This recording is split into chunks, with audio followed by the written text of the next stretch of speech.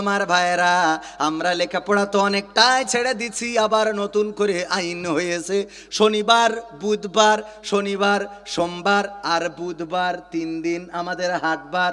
এই 3 দিন ক্লাস চলবে সরাসরি অফলাইনে, আর 3 দিন হবে অনলাইনে।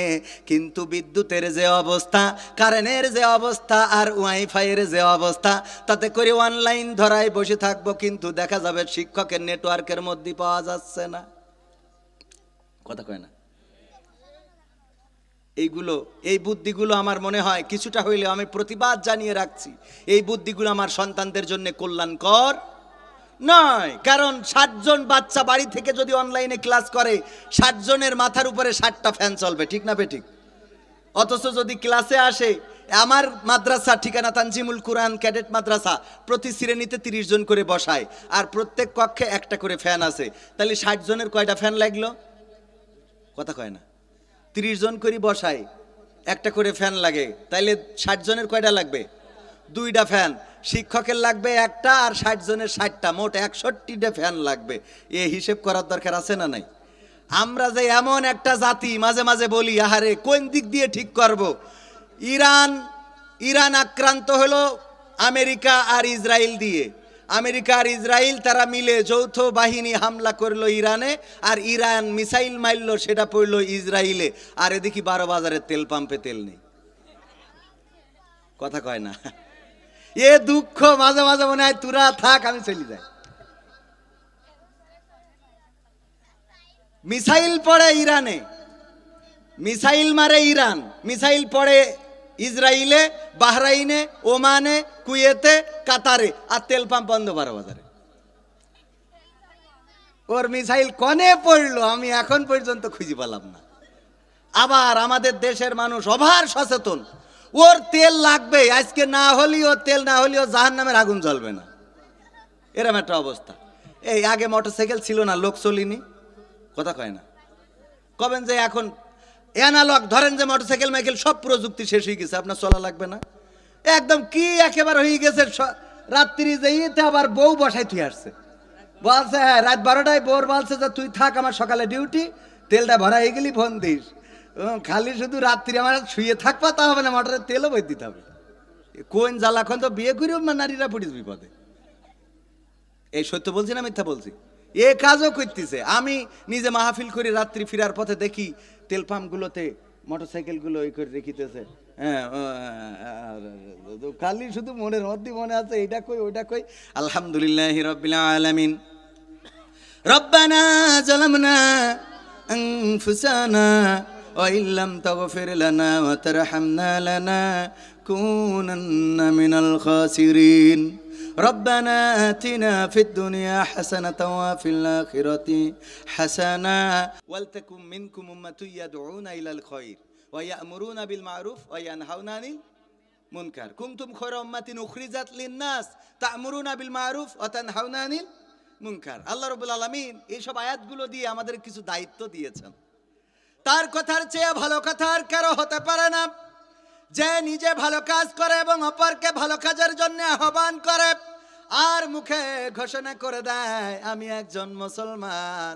এর চেয়ে ভালো কথা আর কেউ বলতে পারে? এই ভালো কথা বলার দরকার আছে না নাই? ভালো কথা বলতে রাজি কারা কারা? দুটি হাত দেখতে চাই। লিল্লাহি তাকবীর, নারায়ে তাকবীর।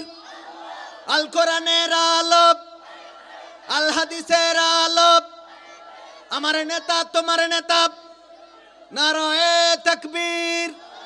ওগো আমার ভাইয়েরা, কোরআন আল্লাহর কিতাব, এটা আওয়ামী লীগের নয়, বিএনপির নয়, জামাতের নয়, চরমনায়ের নয়, এটা শুধু আমাদের হাফেজ সাহেবের নয়, এটা বেলাট এই মাদ্রাসার ছাত্রদের নয়।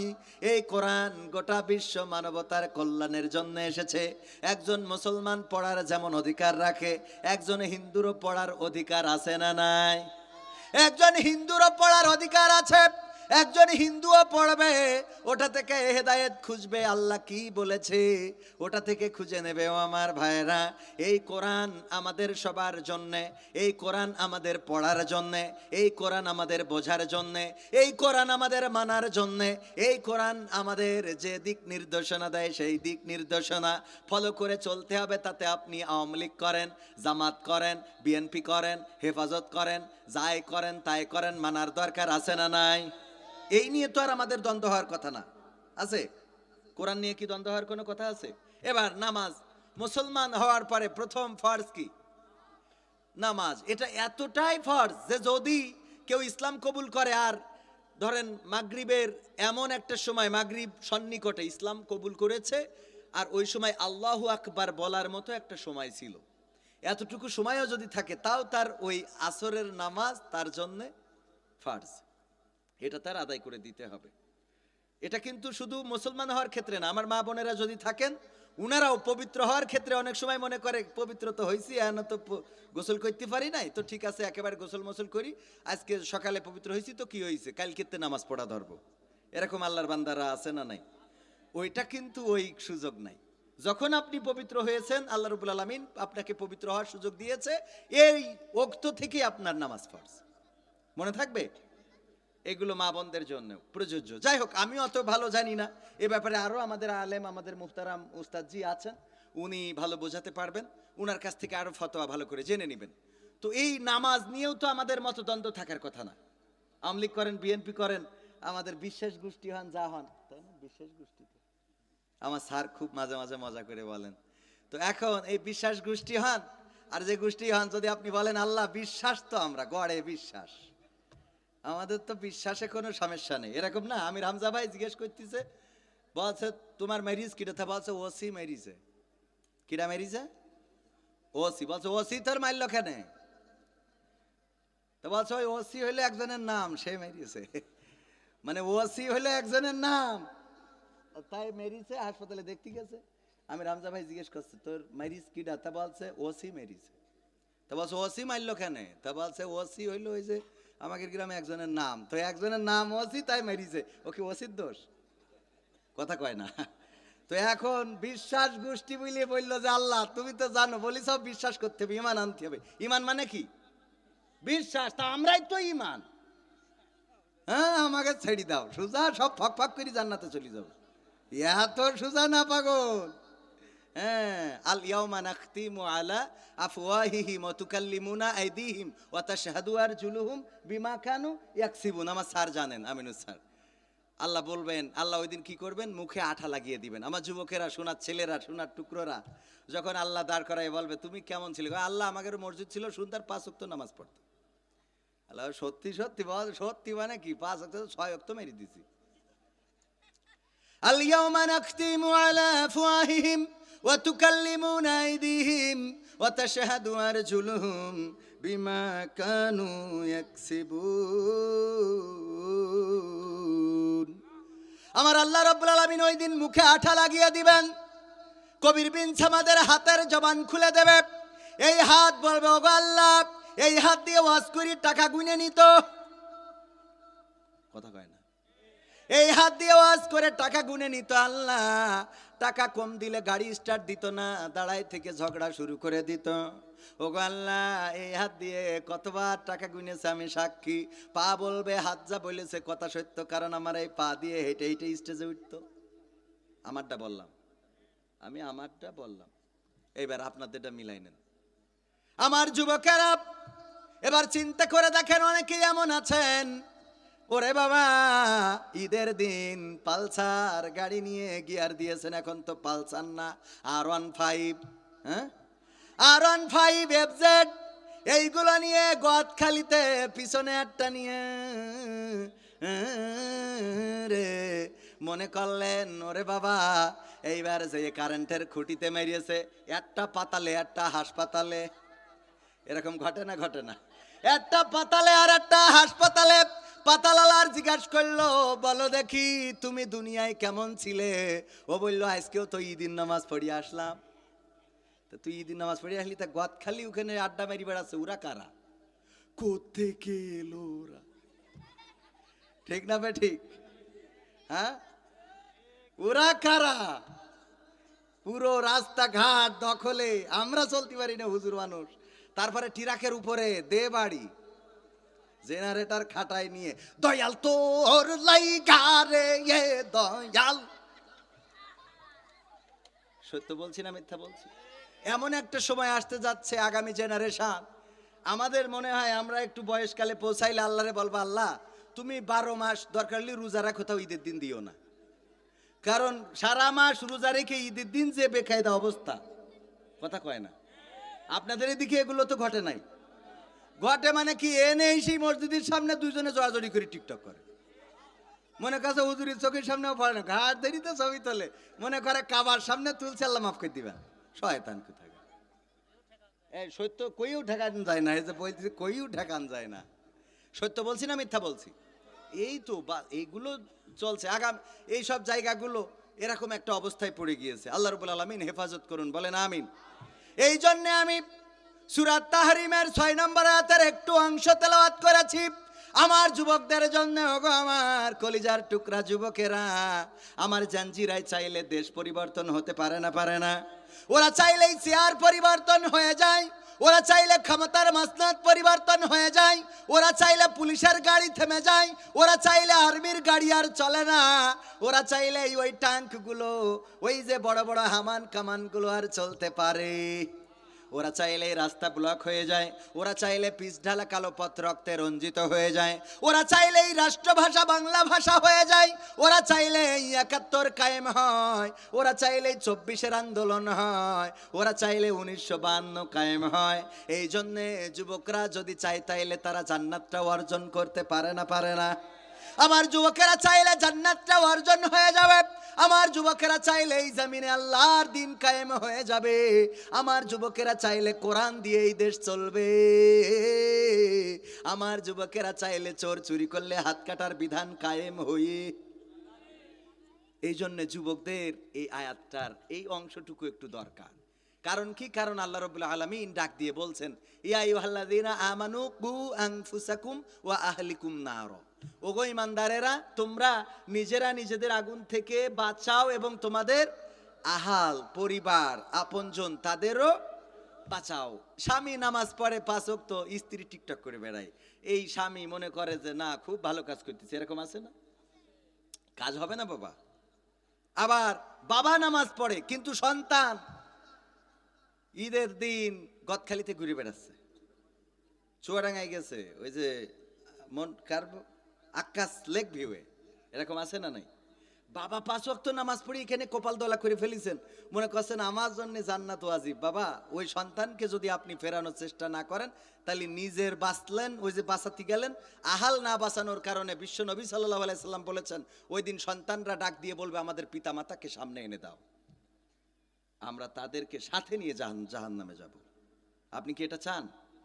আমার সন্তান জাহান্নামী, আমার সন্তান জাহান্নামের পথে চলে, আর আমি ওয়াজ করে বেড়াই, ভালো কাজ করে বেড়াই, নামাজ পড়ি, কোরআনের বয়ান করি।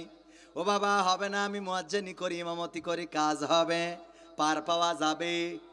পার পাওয়া যাবে না? হ্যাঁ যাবে, যদি আপনি সচেতন করেন, সতর্ক করেন। মানলো না। আল্লাহর যে বিধান আছে, রাসূল সাল্লাল্লাহু আলাইহি সাল্লাম যে বিধান দিয়েছেন, সেই বিধান মোতাবেক যদি ফয়সালা করেন, তাইলে আপনি আর অ্যাটাক হবেন, আপনি আর অ্যাটাক হবেন। কিন্তু আপনি যদি সেটা না করেন তাহলে ওই সন্তান আপনার জাহান্নামের কারণ হয়ে যাবে। আজকে আমার জাঞ্জিদের জন্য আলোচনা, যে এই জাঞ্জিরা যেন জাহান্নামের, আপনার জাহান্নামের কারণ না হয়। আর আমি যুবকদেরকে এতটুকু বুঝাইয়ে যেতে চাই, ওগো যুবকেরা, জীবন যৌবন চিরকাল এইভাবে থাকবে। আজকে যে মানুষটার মুখে দাড়ি সাদা হয়ে গেছে, ওই মানুষটারও একদিন দাড়ি উঠেছিল না। আমারই এখন মানুষে আঙ্কেল বলে, বাবা নিজের তো মনে হয় না যে আমি এখন আঙ্কেল হইছি, মনের বয়স তো 20, কথা কয় না? আমারও তো এখনো মনে হয় যে কেবল বিয়ে করিস কবে খেয়াল নেই, আবার মাঝে মাঝে ঝোঁক লাগে। তো বয়স তো মানে আমি মনে করি আর না করি আর মাইনসে আমার আঙ্কেল ডাকা শুরু করছে, কথা কয় না? এই যে কবে বয়সটা হয়ে গেল, পড়ন্ত বিকেল বেলায় বসে থেকে থেকে ভাববেন কি করলাম, কি হইল। কি নিয়ে যাচ্ছি? কিছুই তো। এখানে গোরস্থান, এই যে কবরস্থান লেখা, এখানে যে মানুষগুলো ছিল ওরা এরকম একটা মাহফিলের শ্রোতা ছিল এক সময়। ওরাই তারা ছিল যারা আজকের এই মাহফিলে আসে নাই, ওরা তো তারা ছিল। এরকম কেউ ছিল না যে মাহফিল হয়েছে কিন্তু আসে নাই, আরে কিটা যায় ওখানে, এরকম মানুষ আছে না নাই? আবার মসজিদে থাকা লোকটাও এখানে আছে। আপনি এখানে থাকবেন, আবার যে এখানে আসে নাই সেও এখানে থাকবে। এই তো পৃথিবী থেকে বিলীন হয়ে যাব, চিরজনমের মতো হারিয়ে যাব, অন্ধকার কবরে পাড়ি জমাতে হবে। আপনি চাইলেও যাইতে হবে, না চাইলেও যাইতে হবে। আপনি শেখ হাসিনা হইলেও যাইতে হবে, আপনি খালেদা জিয়া হইলেও যাইতে হবে, আপনি মতিউর রহমান নিজামী হইলেও যাইতে হবে, আপনি দেলোয়ার হুসাইন সাইদি হইলেও যাইতে হবে। তো যেই জায়গায় যাইতে হবে ওই জায়গার জন্য কিছু খোরাক নিয়ে যাওয়ার দরকার আছে না? আমরা কি আজকে সেই খোরাক অর্জনের জন্য একটুখানি সময় কুরবানি করতে রাজি আছি? আজকের এই সময়টা হয়ে যেতে পারে নাজাতের ওসিলা, বলেন সুবহানাল্লাহ। আজকের এই রাতটা আমাদের জীবনের শেষ রাত হবে না, এর কোনো নিশ্চয়তা আছে? আমার আব্বাকে চেনতেন এরকম কে কে আছেন এখানে? মাশাআল্লাহ, হাত নামান। অনেকেই চিনতেন, কারণ এই অঞ্চলেই আমার আব্বা বাইকে করে মোটরসাইকেলে করে ঘুরে ঘুরে ওয়াজ করে বেরিয়েছেন। জীবনের শেষ যেই দিনটা বের হয়ে এসেছেন ওই দিনটা ছিল শুক্রবারের দিন। কি বার? শুক্রবার। জুমার নামাজ পড়েছিলেন। জুমার নামাজ পড়ে যেই কোটটা গায়ে ছিল ওই কোটে একটা এক্সপ্রেস লেখা ছিল, এক্সপ্রেস। সেই কোটটা এখনো আরেকজন গায়ে দিয়ে বেড়ায়, সে এখনো বেঁচে আছে, যাকে দান করে দেওয়া হয়েছিল। তো এই মানুষটা আপনাদের এখানেই তো অনেকেই দেখেছেন, অনেকেই গিয়েছেনও। আমাদের ট্রাকে করে এই অঞ্চল থেকে দুই একজন গিয়েছিলেন, কালীগঞ্জ থেকে অনেকেই ট্রাকে করে গিয়েছিল জানাজার জন্য। ওই মানুষটা এখানে রাত্রেবেলা যিনি ওয়াজ করলেন, সকালবেলা তিনি লাশ, জীবন্ত মানুষ। যখন শুনলাম আমার বাবা অ্যাক্সিডেন্ট করেছে, কতবার আল্লাহকে ডাকলাম, আল্লাহ একবার একটু ডাকার তৌফিক দিও, একবার একটু ডাকার তৌফিক দিও। যশোরের সদর হাসপাতালে লাশের কাতারে খুঁজতেছে আমাদের দায়িত্বশীল যারা ছিল। আমি বললাম যে আহত মানুষের ভিতরে খোঁজেন না, লাশের কাতারে কেন খোঁজেন? ওখান থেকে আমরা ক্যাম্পে আসলাম, এই আশেপাশে কোথায় ক্যাম্প, তাই না? ক্যাম্পে গেলে দেখলাম আব্বার মোটরসাইকেলটা ওখানে আছে, কিন্তু আব্বা নাই। কালীগঞ্জে থানার সামনে যেয়ে দেখি বাসরার উপরে চাদর দিয়ে বাঁধা, যেই চাদরটা দিয়ে শীত নিবারণ করতো সেই চাদরটা দিয়ে তার লাশটা বাঁধা রয়েছে। কান থেকে টপ টপ করে রক্ত ঝরছে। চিৎকার করে ডাক দিলাম, আব্বা। এই ডাকের আজ পর্যন্ত আর জবাব আসে নাই, আর কোনোদিন এই জবাব আসবে না। তিনি আমার বাবা ছিলেন। ওই দিন আমি বাবা ছিলাম না, ওই দিন আমি বিবাহ করি নাই। আজকে আমি বিবাহিত এবং আমিও বাবা। আমি কয়দিন আগে এক আলোচনায় বলছিলাম, কাবাতে আমার মাকে প্রথমে নিয়ে গিয়েছি। কেন? কারণ আমার বাবার স্বপ্ন ছিল মাকে নিয়ে যাবে, কিন্তু বাবা যাইতেও পারে নাই, মাকে নিতে পারে নাই, সময়টা হয় নাই। আমি আলহামদুলিল্লাহ যাওয়ার সময় আমি চিন্তা করলাম মাকে না দেখি আমি দেখবো না। মাকে নিয়ে ঘুরে আনছি, পরে আমার স্ত্রী সন্তানকে নিয়ে গেছি। সন্তানদেরকে নিয়ে কাবার সামনে বসে বললাম, ওগো বাবা, আমি আমার বাবার জন্য এই কাবার মালিককে বলেছি, ওগো কাবার মালিক, তুমি আমার বাবাকে ক্ষমা করে দিও। আমি যেদিন থাকবো না তোমরা ওই দিন এসে কাবার মালিককে বলে দিও যে আল্লাহ তুমি আমাদের বাবাকে ক্ষমা করে দিও। আমি আমার সন্তানদেরকে এই নসিহা করেছি কাবার চত্বরে। ভাইরা আমার, এই হলো আহালকে বাঁচানো, নিজে বাঁচা। আমি জাহিরি করলাম না, শুধু বুঝাইলাম। আমার বাবা বুঝিয়ে গিয়েছেন দিনের পথে চলতে হবে, চলি, সন্তানদেরকেও সেটা বুঝাচ্ছি। সব চলবে এমন না, আমার সন্তান খারাপ হবে না এটা মনে হয়, কিন্তু আমার চেষ্টা থাকার দরকার আছে না নাই? ওগো আমার ভাইরা, ওই পরকালের ময়দানে যেদিন আল্লাহ রাব্বুল আলামিন জিজ্ঞাসা করবেন, বলো দেখি তুমি কেমন ছিলে? আমার যুবকেরা বলবেন, আল্লাহ আমি 1 মাস রোজা করলাম, তারাবি পড়লাম, লাইলাতুল কিয়াম করলাম, লাইলাতুল কদর পড়লাম, ঈদের নামাজ পড়লাম। আল্লাহ ভালো কাজ করেছি, ভালো কাজ ছাড়া খারাপ কাজ করে নাই। হাতে আল্লাহ রাব্বুল আলামিন মুখে আঠা লাগিয়ে দিবেন, হাতের জবান খুলে দিবে, পায়ের জবান খুলে দেবে। ওগো আমার যুবকেরা, তরুণেরা, কিশোরেরা, আমার মুরব্বী বাপজানেরা, ওই পরকালের ময়দানে হাত বলবে, এই হাত দিয়ে আপনি কাকে থাপ্পড় দিয়েছেন, কাকে কষ্ট দিয়েছেন, কার আইল ঠেলেছেন, কার জমি ফাঁকি দিয়েছেন, কার গাছ ফাঁকি দিয়ে নিয়েছেন। আপনি এই হাত দিয়ে কার কাছে মেসেজ লিখতেন, বন্ধু 3 দিন তোর বাড়িতে গেলাম, দেখা পাইলাম না বন্ধু। 3 দিন এমনি করে মেসেজ লিখতেন, SMS দিতেন, এই হাত দিয়ে যে কাজগুলো করতেন হাত বলে দিবে, পা তার কৃতকর্মের সাক্ষ্য দিয়ে দিবে।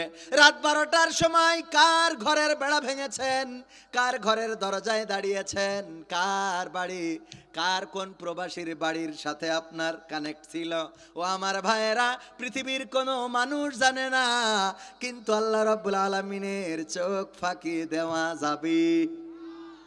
সুতরাং আমি মাঝে মাঝে বলি, ও আমার ভাইয়েরা, আমার জীবনে এমন অনেক গুনাহ আছে, আমার মা যদি জেনে যেত তাইলে ভাত রান্না করে খাওয়াতো না, বাবা জেনে গেলে বাড়িতে জায়গা দিত না, গ্রামবাসী জেনে গেলে গ্রামে ঢুকতে দিত না, আমার সাইদুল হুজুর যদি জেনে যেত আমাকে সম্মান দিত না, আমার আলামিন ভাই জেনে গেলে স্টেজে কথা বলতে দিত না, আর আপনারা জেনে গেলে গণধুলাই দিয়ে কাপড় খুলি পাঠাই দিতেন। মনে করছেন আমি ফেরেশতা আল্লাহর তরফ থেকে? এমন অপরাধ আমাদের জীবনে আছে, পৃথিবীর মানুষ জানে না, মা জানে না, ভাই জানে না, রাতের অন্ধকারে করলাম, ছাদের নিচে করলাম, ফাঁকা প্রান্তরে করলাম, জঙ্গলে করলাম, আল্লাহ রাব্বুল আলামিন জানেন। পরকালের ময়দানে যদি এইগুলো আমার স্ত্রীর সামনে প্রকাশ করে দেয়, আমার স্ত্রী বলবে ওর সাথে জান্নাতে যাব না। স্ত্রীর সামনে যদি আমি মাঝে মাঝে আল্লাহকে বলি, আল্লাহ যা অপরাধ আছে তুমি আজ যাই করো করো, আল্লাহ তুমি যেন স্ত্রীর সামনে প্রকাশ করে দিও না, আমার সাইদুল হুজুরের সামনে প্রকাশ করে দিও না, মহিউদ্দিন স্যারের সামনে প্রকাশ করে দিও না। আমাদের সম্মান করে, স্নেহ করে, ভালোবাসে, কারণ কি? কারণ আমরা হুজুর, দাড়িওয়ালা, টুপিওয়ালা, কিন্তু কখন কোন নামাজ হচ্ছে, কোন নামাজ হচ্ছে না, কখন কোন জায়গায় কার সাথে কথা করছি, কার সাথে টাঙ্কি মারতেছি, কোন পার্কে ঘুরে বেড়াচ্ছি, মাছ পরি বেড়াচ্ছি, পৃথিবীর কেউ না জানলে জানে কে? আল্লাহ চোখ তো ফাঁকি দিতে পারলাম না, আল্লাহ চোখ তো ফাঁকি দিতে পারবো না। সুতরাং সেই আল্লাহর জন্যে, ওগো আমার যুবকেরা, ওগো আমার কলিজার টুকরারা, সেই আল্লাহর জন্য পরিবর্তন হইতে হবে। কারণ আজকের যে যুবকটা সুন্দর করে একটা সেলফি ফেসবুকে দিচ্ছে, 1 বছর পরে দেখা যাচ্ছে সেই যুবক আর একটা ছবি দিয়ে বলতেছে ক্যান্সার আক্রান্ত, আমার জন্য দোয়া করবেন আল্লাহ যেন সুস্থ করে। এমন খবর আপনাদের চোখের সামনেও পড়ে না? পড়ে না? আজকে যেই যুবকটা সেলফি দিয়েছে, কালকে আর একজন সেই যুবকের পোস্ট করে বলতেছে আমার দোস্ত এই অকালেই চলে গেল, মানতে পারতেছি না। তুই মানলেও কি না মানলেও কি, এর টাইম হয়ে গেছে, চলে যাবে, কথা কয় না। সুতরাং যার কান আছে আর একজন কালা, এটা নিয়ে উপহাস করা যাবে না, কারণ আল্লাহ চাইলে তোমার কানের শ্রবণ শক্তি নষ্ট করে দিতে পারে। যার যৌবন আছে বৃদ্ধ মানুষ দেখে দুর্বল মনে করা যাবে না, কারণ আল্লাহ চাইলে যৌবন কালেও তোমার প্যারালাইজ দিয়ে ফেলে রাখতে পারে। ঠিক না বেটা? এই জন্য অবহেলা করা যাবে না, ছোট বলে অবহেলা করো না। ওই যে ইঁদুরকে ধরে ফেললো সিংহ, মনে আছে না নাই? ইঁদুরকে সিংহ ধরে ফেললো, কারণ কি? কারণ সিংহের ঘুম নষ্ট করে দিয়েছে, ঘুম পড়তে পারে না, যেই ঘুমাই ইঁদুর ঘাড়ের উপরে উঠে লাফালাফি করে, কানের মধ্যে ঢুকে গেল, সিংহ তাড়াতাড়ি করে তারে আটকালো। ইঁদুর বলল আমারে ক্ষমা করে দাও, ভুল হয়েছে। কয় আমার ঘুমের ডিস্টার্ব করেছিস, তুই জানিস নাকি আমি এই বনের রাজা, আমার ক্ষমতার পাওয়ার কত জানো নাকি? 17 বছর ধরে ক্ষমতা ধরে আছি, তুমি আমার ঘুম নষ্ট করে এত বড় দুঃসাহস তোমারে কে দিল? এই কথা যখন বললো, ইঁদুর বলল দেখো ছোট হইতে পারি, যদি ক্ষমা করে দাও কোনো একদিন উপকারে এসে যেতে পারি। কয় ইঁদুর তুই আবার আমারে কি উপকার করবি?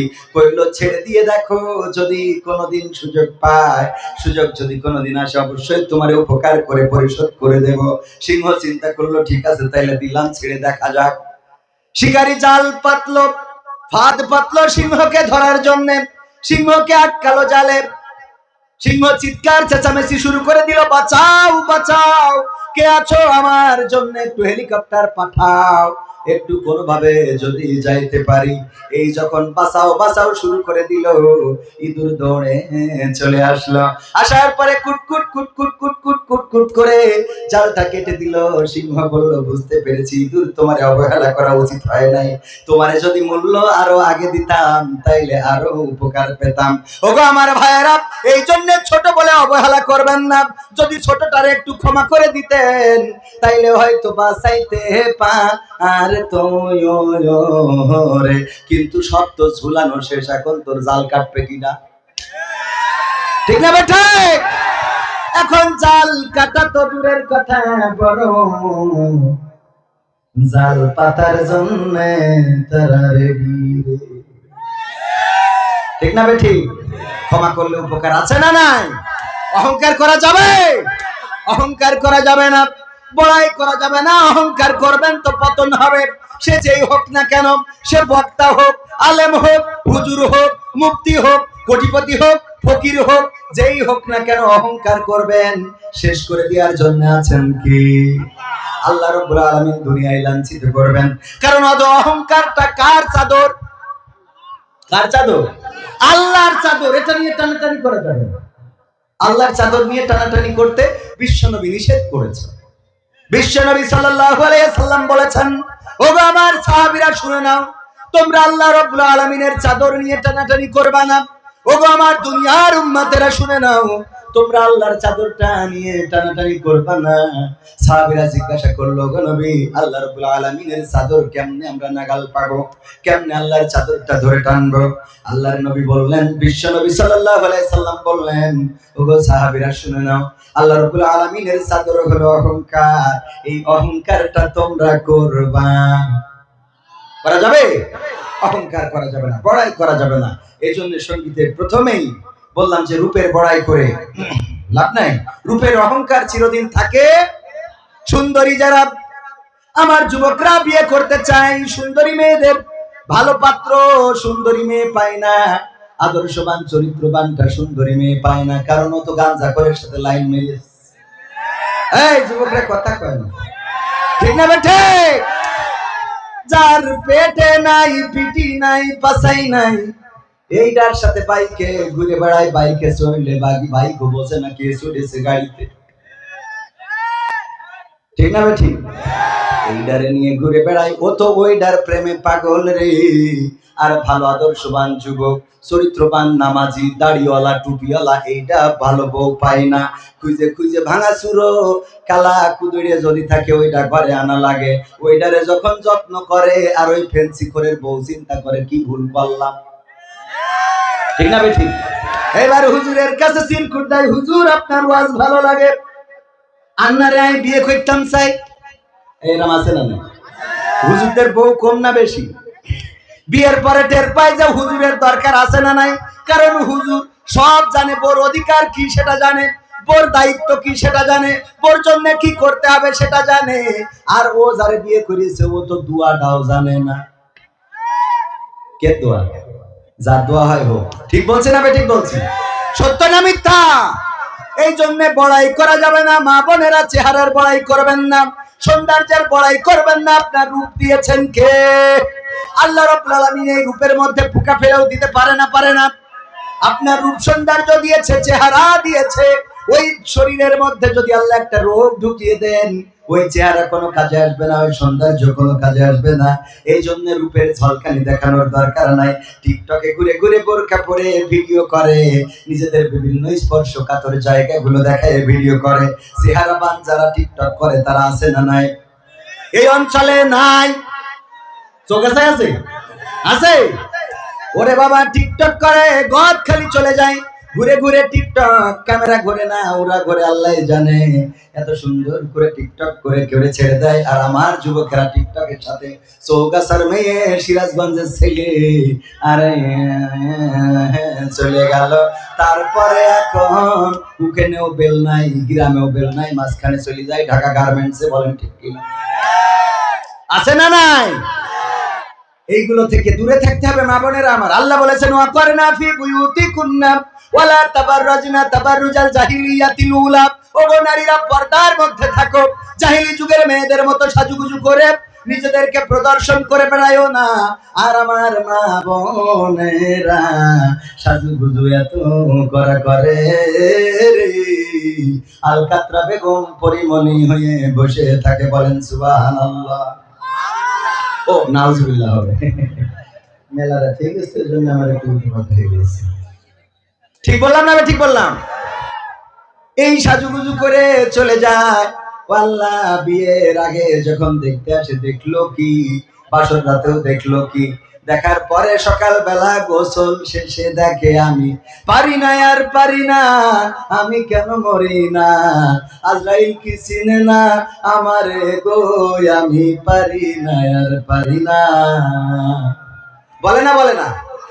কারণ আগে দেখিল কি, বাসর রাতে দেখলো কি, একেবারে সব খায় আহারে, কি দেখলাম রাতে কি দেখলাম সকালে, গোসলের পরে মেকআপ সব ধুয়ে চলে গেল, আবার আলকাতরা বেগম জায়গায় চলে আসলো রে।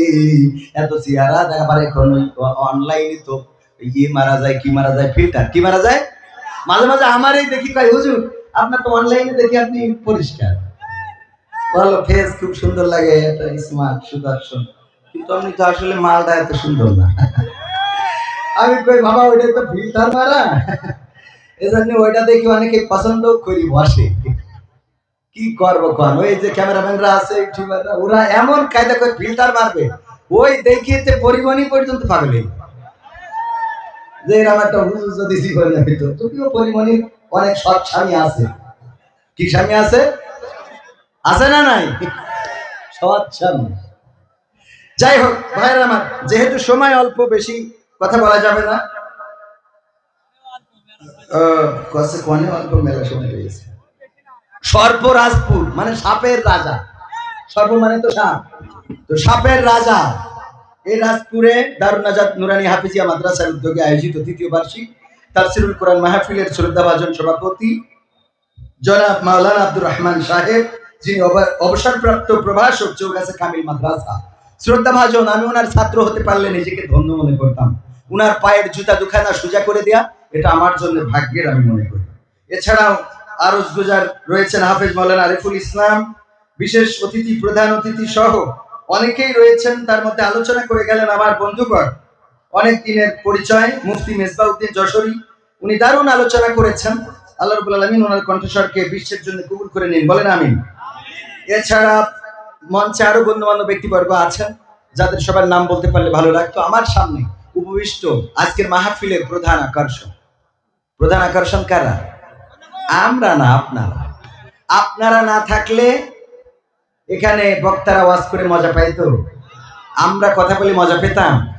আজকের সব এই মাহফিল ফলপ্রসূ হওয়ার, সোয়াব পাওয়ার, এই মাহফিলের জন্য মানে কবুল হওয়ার, সবকিছুর জন্যই আপনারা। আপনারা কি আবার যদি ভন্ডুল করতে চাই তাও আপনারা। আপনারা এখন সব উঠে চলে গেলে মাহফিলের হবে? বলেন হবে? তার মানে আপনারাই আজকের মাহফিলের প্রধান আকর্ষণ। এই জন্য আমি প্রায়ই বলি যে মাহফিলের শ্রোতাদেরকে আসলে স্টেজে বসতে দেওয়া উচিত। মাহফিলটা কেমন হতে হবে? স্টেডিয়াম করে না, স্টেডিয়ামের মতো হবে, সিঁড়ি পূর্ণ, চৌগাছায় একটা থাকবে, মনে করেন বক্তার একটা গোল চেয়ার দিয়ে দিতে হবে, মাঝখানে বসবে নিচে, আর শ্রোতারা সব ধাপে ধাপে সিঁড়িতে উপরে বসবে, বক্তা থাকবে নিচে, ঘুরে ঘুরে আসবে। কারণ এই বক্তা তো এখানে মাগনা আসে নাই,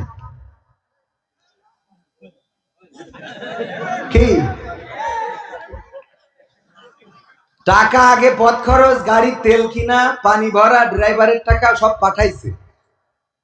তারপরে আবার কইছে হুজুর গরু একখান জবাই করেছে গ্রামে, গোশত একেবারে সিনার ওখানতে রাখছে, দেশি মোরগ যেটা সাইড দেয়া ছিল আমার স্ত্রী ওইটা জবাই করেছে।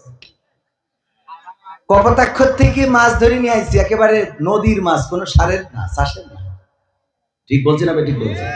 এত সুন্দর আপ্যায়ন করার পরেও আসার পরে আমার মিজাজ খারাপ হয়ে যায়, এখনো গেলেন না, আর কতক্ষণ বসে কথা কয়। সত্যি বলছি না মিথ্যা বলছি? আসার পরে যদি তরকারি একটু খারাপ হয়ে যায়, কি রান্না করেছেন এটা বাচ্চা খায়, হ্যাঁ সত্যি বলছি। আমার কথা আমি বলছি, তো আপনি সত্যি কইলেও সত্যি, না কইলেও যা করি তাই তো বলছি। তো আমি এসেছি টাকার জন্য, খাওয়ার জন্য, আমার পকেট ভারী করার জন্য, আর আপনারা এসেছেন পকেট খালি করার জন্য, বলেন ঠিক কিনা? সুতরাং এখানে আপনারাই প্রধান আকর্ষণ, আপনারা এই মাহফিলের সম্পদ। আমার সামনে ভবিষ্যৎ এবং পর্দার অন্তরালে আছেন আমার মা বোনেরা, যারা আপনাদের থেকেও সংখ্যায় বেশি। কারণ কি কারণে? কিছু আবার বিদেশ যাই মরিছে, ওগুলো তার আসতে পারে। অনেকেই মনে করে যে মহিলা এত বেশি, মনে হয় ওরা বেশি সোয়াব খোঁজে, অত সোয়াব খোঁজে না। স্বামী বিদেশে সারা রাত কি করবে, এসে মাহফিল বসে থাকে। ঠিক না ঠিক? তো এই জন্য মা বোনেরা একটু মাহফিলে বেশি। তো আমার মা বোনেরা আছেন পর্দার অন্তরালে, আর বিশেষ করে যুব শ্রেণী যারা, যুব সমাজ আমার প্রাণ, আমার চলার অনুপ্রেরণা। এই যুবকেরাই আমাকে অনুপ্রাণিত করে। যখন কোনো যুবক দৌড়ে এসে বলে, হুজুর আপনার নাটক, আপনার গান, আপনার সঙ্গীত, আপনার আলোচনা এগুলো আমাদেরকে মুগ্ধ করে, আমরা এগুলো দেখি, শুনি, ভালো লাগে যে অন্তত এই যুবক সালমান শাহ, শাকিব খান, শাহরুখ খান এদের কাছে যায় নাই, অন্তত একজন দাড়িওয়ালা টুপিওয়ালার কাছে এসেছে। এটা ভালো লাগার কিনা? এটা ভালো লাগার কিনা? এই জন্য যুবকদেরকে আমি সবসময় হৃদয় দিয়ে ভালোবাসি, এবং রাসূল সাল্লাল্লাহু আলাইহি ওয়াসাল্লাম যুবকদেরকে বেশি মহব্বত করতেন। যদি কোনো যুবক, আল্লাহর নবী যদি কথা বলতেন, আলোচনা করতেন, আর সেখানে যদি কোনো যুবক এসে দাঁড়িয়ে যেত, বসার মতো যদি কোনো পার্টির ব্যবস্থা না থাকতো, বিশ্ব নবী সাল্লাল্লাহু আলাইহি সাল্লাম নিজের গায়ের চাদরটা খুলে চেলে দিতেন, ও যুবক নাও, আর এই চাদরটা বিছিয়ে ওই জায়গায় বসে পড়ো, বলেন আল্লাহু আকবার। যুবকদেরকে এতটাই মহব্বত করতেন, নামাজের সামনের কাতারে দাঁড়াতে দিতেন। আর আমাদের সমাজের যুবকদেরকে যদি কোনো মুরব্বী আসে, যুবকদের বলা হয় পিছনে যাও, বলেন ঠিক না বেটি? যুবকদেরকে পিছনে যেতে বলা হয়, আর রাসূল সাল্লাল্লাহু আলাইহি সাল্লাম যুবকদেরকে সামনে এগিয়ে দিতেন। শুধু তাই নয়, আপনারা সবাই জানেন আল্লাহর নবী যখন দিন প্রচার করেছে, তখন বাধা দিয়েছে বৃদ্ধরা, আর সহযোগিতা করেছে যুবকেরা, বলেন ঠিক কিনা? ঠিক না বেটি? আল্লাহর রাসূল যখন দ্বীনের দাওয়াত দিয়েছেন, দাওয়াত কবুল করেছেন আবু বকর রাদিয়াল্লাহু তাআলা আনহু, রাসূলের সমবয়সী। দাওয়াত কবুল করেছেন আলী, 8 বছর বয়স, মতান্তরে 12 বছর বয়স। দাওয়াত কবুল করেছেন বেলাল, খাব্বাব, খুবাইব রাদিয়াল্লাহু তাআলা আনহু। সব যুবক, ইয়াং শ্রেণীর মানুষ। আর যারা বাধা দিয়েছে তারা ছিল আবু জাহেল, আবু লাহাব, উতবা, শাইবা, মুগীরা, আবু সুফিয়ান। সব বাবার বয়সী চাচারা, দাদারা, এরা বাধা দিয়েছে। আর যারা যুবক শ্রেণী ছিল তারা সহযোগিতা করেছে, বলেন সুবহানাল্লাহ। যুবকরা সহযোগিতা করেছে আর বাধা দিয়েছে বৃদ্ধরা। আবার আমাদের প্রিন্সিপাল সাহেব, না অধ্যাপক সাহেব, সভাপতি সাহেব এক কথায় রাগ করতে পারবে না, কারণ উনারও যৌবনকাল ছিল। ঠিক না বেঠিক? উনারও যৌবনকাল ছিল, সেই যৌবনকালটা কাজে লাগিয়েছে কিনা, এটা হলো বড় কথা। আল্লাহর নবী বলেছেন সাল্লাল্লাহু আলাইহি ওয়াসাল্লাম, পরকালের ময়দানে 7টা শ্রেণী জান্নাতে, 7টা শ্রেণী আরশের ছায়ায় স্থান পাবে। কয়টা? সবাই বলেন কয়টা? আরো জোরে কয়টা? মিছিল তো হবে না, হবে না রে, এমন নাচতে বললে হবে না, স্লোগান জোর হওয়ার দরকার আছে না নাই? আরশের ছায়া তলায় স্থান পাবে কয়টা শ্রেণী? কয়টা? জোরে বলেন কয়টা? জোর হলো না, কয়টা? 7টা শ্রেণী স্থান পাবে। তার মধ্যে একটা শ্রেণী হলো সেই সকল যুবকেরা, যেই যুবকেরা তাদের যৌবনকালকে আল্লাহর রাস্তায় ব্যয় করে গিয়েছে, যৌবনকালটা আল্লাহর ইবাদতে কাটিয়েছে, যৌবনকালে তাহাজ্জুদের নামাজ আদায় করেছে, যৌবনকালে তাফসীর মাহফিলে সম্পৃক্ততা রেখেছে, যৌবনকালে দিন কায়েমের আন্দোলনে থেকেছে, যৌবনকালে আল্লাহর দিন কায়েমের জন্য রাজপথে থেকেছে। এই যুবকেরা আরশের ছায়াতলে স্থান পেয়ে যাবে। সুতরাং যুবক যারা আছো গো, আল্লাহর দেওয়া অফারটারে গ্রহণ করে নাও। গ্রহণ করার দরকার আছে না নাই? আল্লাহ অফার দিয়েছেন। কেমন অফার? বিশ্ব নবী সাল্লাল্লাহু আলাইহি সাল্লাম বলছেন, ওগো যুবকেরা শুনে নাও, যদি যৌবনকালে কেউ একটা সওয়াব করে, বৃদ্ধকালে 70টা সওয়াব করলে যেমন হতো, যৌবনকালে একটা সওয়াব করলে তেমন হয়ে যায়, বলেন সুবহানাল্লাহ। বৃদ্ধকালে 70টা সওয়াবের কাজ করলে যেমন হতো, যৌবনকালে একটা করলে সেই সওয়াব। আর যদি কেউ বৃদ্ধকালে একটা গুনাহ করে, যৌবনকালে 70টা গুনাহ করলে যেমন গুনাহ হয়, বৃদ্ধকালে একটা গুনাহ করলে তেমন গুনাহ হয়ে যায়, বলেন নাউজুবিল্লাহ। বৃদ্ধকালে যদি আপনি 1 ওয়াক্ত নামাজ কাজা করেন, যৌবনকালে 70 ওয়াক্ত নামাজ কাজা করেন। আর যৌবনকালে যদি 1 ওয়াক্ত নামাজ আদায় করেন, বৃদ্ধকালে 70 ওয়াক্ত নামাজ করার সমান, আদায় করার সমান, বলেন সুবহানাল্লাহ। এই অফার কাজে লাগানোর দরকার আছে না নাই? আমার প্রাণপ্রিয় যুবকেরা, আমি বিশ্বাস করি আমার যুবকেরা পরিবর্তন হবেই, পরিবর্তন হতেই হবে, কারণ পরিবর্তনের বাতাস চলছে, বলেন ঠিক কিনা? পরিবর্তনের বাতাস চলছে। এখন বাংলাদেশের মানুষ স্লোগান দেওয়া ধরেছে, সব কিছু দেখা শেষ, আগামীর বাংলাদেশ আল কোরআনের বাংলাদেশ। বলেন ঠিক কিনা? সব দলেরই দেখা হলো, সব দলেরই দেখা হলো, কেমন করে চালায় দেশ, আগামীতে চাই যে দেখতে দাড়ি টুপির বাংলাদেশ। ঠিক না বেঠে?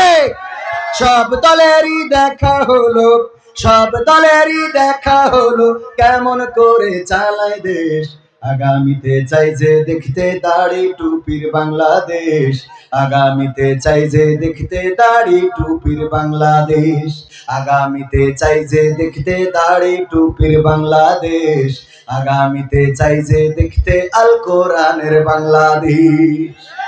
এমন নেতা চাই যে দেশে দুঃখ সবার বোঝে, গরিব দুঃখীর বাড়ি বাড়ি দুঃখ কষ্ট খোঁজে রে, দুঃখ কষ্ট খোঁজে। এমন নেতা চাই যে দেশে দুঃখ সবার বোঝে, গরিব দুঃখীর বাড়ি বাড়ি দুঃখ কষ্ট খোঁজে রে, দুঃখ কষ্ট খোঁজে। সব অধিকার ফিরিয়ে দিয়ে, সব অধিকার ফিরিয়ে দিয়ে আনবে দেশে খুশির লেশ, আগামীতে চাই যে দেখতে দাড়ি টুপির বাংলাদেশ, আগামীতে চাই যে দেখতে আল কোরআনের বাংলাদেশ। ভ্রান্ত মতে বাতিল পথে শান্তি খোঁজে যারা, রবের ভাষায় চোখ থাকিতে অন্ধ বধির তারা রে, অন্ধ বধির তারা।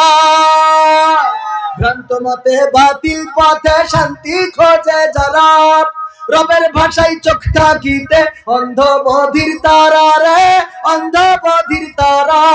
ভুলের পথে থাকলে অটল, ভুলের পথে থাকলে অটল, এহ পরকাল হবে শেষ, আগামীতে চাই যে দেখতে দাড়ি টুপির বাংলাদেশ, আগামীতে চাই যে দেখতে আল কোরআনের বাংলাদেশ। দুর্নীতি আর চাঁদাবাজি ভাই চলবে না এই দেশে, রুখে দিতে হবে তাদের আসলে ফ্যাসিস্ট বেশে রে, আসলে ফ্যাসিস্ট বেশে। দুর্নীতি আর চাঁদাবাজি ভাই চলবে না এই দেশে, রুখে দিতে হবে তাদের আসলে ফ্যাসিস্ট বেশে রে, আসলে ফ্যাসিস্ট বেশে। চললে আইন আল কোরআনের, চললে আইন আল কোরআনের, তবে দেশটা চলবে বেশ, আগামীতে চাই যে দেখতে দাড়ি টুপির বাংলাদেশ, আগামীতে চাই যে দেখতে আল কোরআনের বাংলাদেশ, আগামীতে চাই যে দেখতে দাড়ি টুপির বাংলাদেশ, আগামীতে চাই যে দেখতে আল কোরআনের বাংলাদেশ। চান আপনারা আগামী দিন বাংলার আকাশে কালেমার পতাকা উড়ুক, বাংলার জমিনে আল্লাহর কোরআন কায়েম হোক, বাংলার জমিনে দিন বিজয় হোক, এই প্রত্যাশা কার কার বুকের মধ্যে আছে? হাত দেখতে চাই।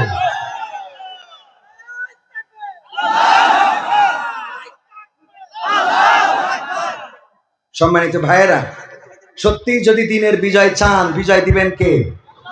সংখ্যার দরকার আছে? বদরে কি সংখ্যা লেগেছিল? সংখ্যা দিয়ে ইসলামের বিজয় হয় না। বিজয় হয়েছে কি দিয়ে? ঈমান দিয়ে। কি দিয়ে? ঈমান দিয়ে। ঈমান ছিল কার উপরে? আল্লাহর উপরে এবং তার রাসূলের উপরে। এই ঈমান থাকার কারণে বদরে ৩১৩ জন বিজয় ছিনিয়ে এনেছিলেন। এখন যদি আমরা শপথ নিই, জীবন যাই যাবে, রক্ত যাই যাবে, বাংলার জমিনে আল্লাহর জমিনে আল্লাহর দ্বীন কায়েম করে দেব, এই সিদ্ধান্ত নিলে কায়েম করে দিবেন কে? মনের পরিবর্তন কে ঘটাতে পারেন? আল্লাহ রাব্বুল আলামিন কেমন করে মনের পরিবর্তন ঘটান? ওমর রাদিয়াল্লাহু তাআলা আনহু নবীর মাথা কাটার জন্য রওনা করলো, সিদ্ধান্ত নিল রাসূলের মাথা কাটবে। কিন্তু যাওয়ার পথে যখন শুনলো বোন ভগ্নিপতি ইসলাম কবুল করেছে, মিজাজটা আরো বাড়লো না কমলো?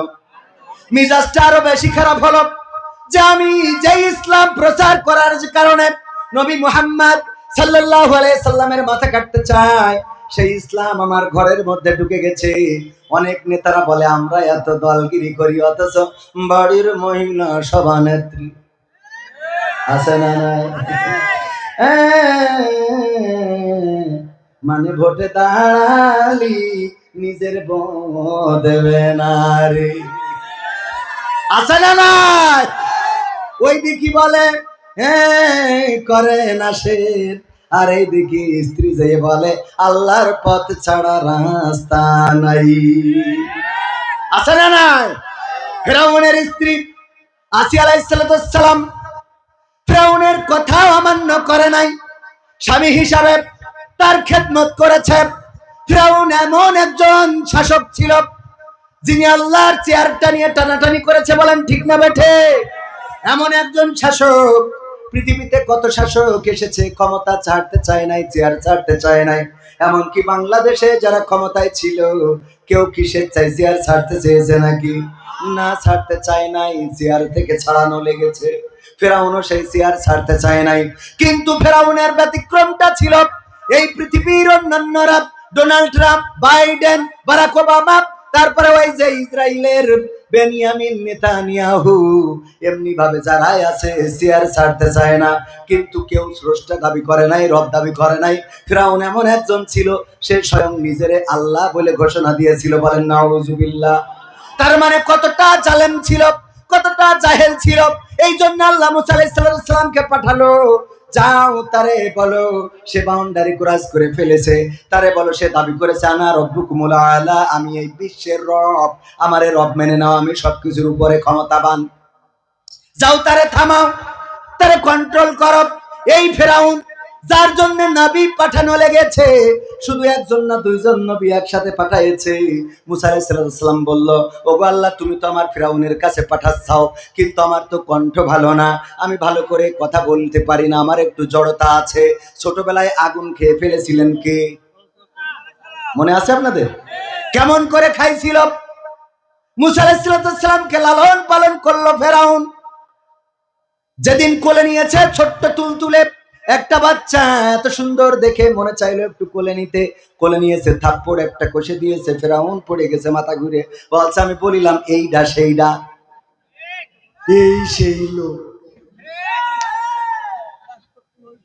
কে হবে? চলবে? আমি বলেছিলাম এই সেই লোক।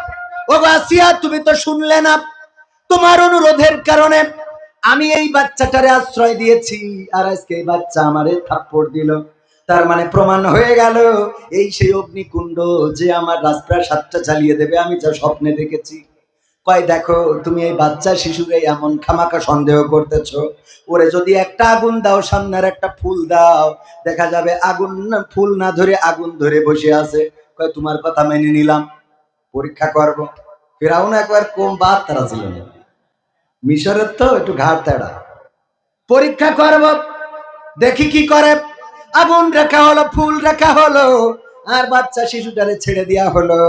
মুসা আলাইহিস সালাম ছুটতেছেন ছুটতেছেন, ফেরাউন খালি হাতটা ঘুরাই দেয় ফুলের দিকে যেন ফুলটা ধরে, কিন্তু না, ফুল ধরলো না। অমনি খপাং করে আগুনটা ধরে গালের মধ্যে ভরে দিয়েছে। যাক, সে যাত্রায় আসিয়া বলছে আল্লাহ বাঁচাই দিছা, আলহামদুলিল্লাহ, তা না হলে আজকে কি উপায় হয়ে যেত। এই ছিল আসিয়া। আর আমাদের আমাদের বউরা চিন্তা করে, হঠাৎ ফোনে কথা বলছিল, বলতে বলতে হঠাৎ, হ্যাঁ হ্যাঁ, কতদিন হলো, তুমি একটু ভিডিও কল দিবা, দেখতাম, হ্যাঁ একটু ভিডিও কল দাও, হ্যাঁ হ্যাঁ হ্যাঁ। হঠাৎ স্বামী বাড়ি, হ্যাঁ আচ্ছা তুই তাহলে এসছে নে ভাই, এসিবার আয় দেখান ভাই, তোর জন্য তুই কয়দিন হইলে আসিস নে। ও বাবা, সাথে সাথে ভলিউম চেঞ্জ ছিল, স্টার জলসায় ও পিটিপিটি দিয়ে দিয়েছে। ঠিক না বে ঠিক? একদম সাথে সাথে স্টার জলসা বিটি ধরাই দিয়ে দিয়ে কার সাথে কথা বলছে, কেন ওই তো তোমার আমার সে চাচাই তো ভাই, তোমার শালা যা বিড়ি খাইতে তুমি গেলি যে বিড়ি খাইতে। ও হ্যাঁ হ্যাঁ, ও ঠিক আছে। এবার মনে মনে কয় আল্লাহ এ যাত্রায় বাঁচাই দিছাম। আসিয়াও এক যাত্রায় বেশি গেছে, আর ইরাও আর এক যাত্রায় বাঁচে, কথা কয় না। পার্থক্যটা এই জায়গায়, ওরাও এক যাত্রায় বাঁচে আর ইরাও এক যাত্রায় বাঁচে। যে যাক ধরা তো খেয়েই গেলাম, যদি ভিডিও কল মারতো আর আমার স্বামী পিছন থেকে এসে যদি দেখতো মৎসে কি ডায়ডা, তাইলে তো খেলা ফাইনাল রে। ওরাও বেঁচে চাই, আল্লাহ বাঁচাইছো। আমার স্বামী বুঝতেও পারে নাই, ধরতেও পারে নাই। আসা আলাইহিস সালাম বললেন, আল্লাহ বাঁচাই দিলেন। তুমি বাঁচাইছো যে আজকে মুসা আগুনটা ধরেছে। যদি আগুন না ধরতো তাইলে আমার মুসারে আজকে ফেরাউন জীবন্ত মেরে ফেলতো, জীবন্ত কবর দিত, অথবা আগুনে ঝলসে দিত, পৃথিবী থেকে নিশ্চিহ্ন করে দিত। মুসা আলাইহিস সালামের এই জন্য জিহ্বায় একটু জড়তা ছিল। মুসা আলাইহিস সালাম বললেন, ওগো আল্লাহ, তুমি আমারে ফেরাউনের কাছে পাঠাচ্ছাও, আমি তারে যে বুঝাবো, কিন্তু আমার তো কণ্ঠস্বরের অবস্থা, আমার কথা বলার জড়তা আছে। তুমি যদি আমার ভাই হারুন, তার কণ্ঠ ভালো, কথাও বলে সুন্দর করে, বক্তা মানুষ, যদি তুমি তারে আমার সাথে নবী করে দিতে তাইলে একটু ভালো হতো। দুই ভাই যেয়ে তারে একটু বুঝাতাম। আল্লাহ রাব্বুল আলামিন দোয়া কবুল করেছে না করে নাই? ভাই হারুনকেও নবী বানালেন এবং বললেন এইবার দুই ভাই যাও। এক ফিরাউনের ঠিক করার জন্য দুটো নবী পাঠাইছে। চিন্তা করা যায় যে কত বড় বেতার। আর মুসা আলাইহিস সালামের উম্মতরাও ছিল বেতার। এগের যাই করবে, বসে বসে খায় মান্নার সালোয়া। মান্না সালোয়া কোথা থেকে আসে? জান্নাত থেকে। পার পরে ঠ্যাং তুলে খায়, তাও আরাম হয় না। মুসার কয়, একই খাদ্য ভাল লাগে না, একটু পাল্টে মাল্টে দিত খাও, না হলে আমরা আমাদের মতো করি খাবো। কত বড় শয়তান!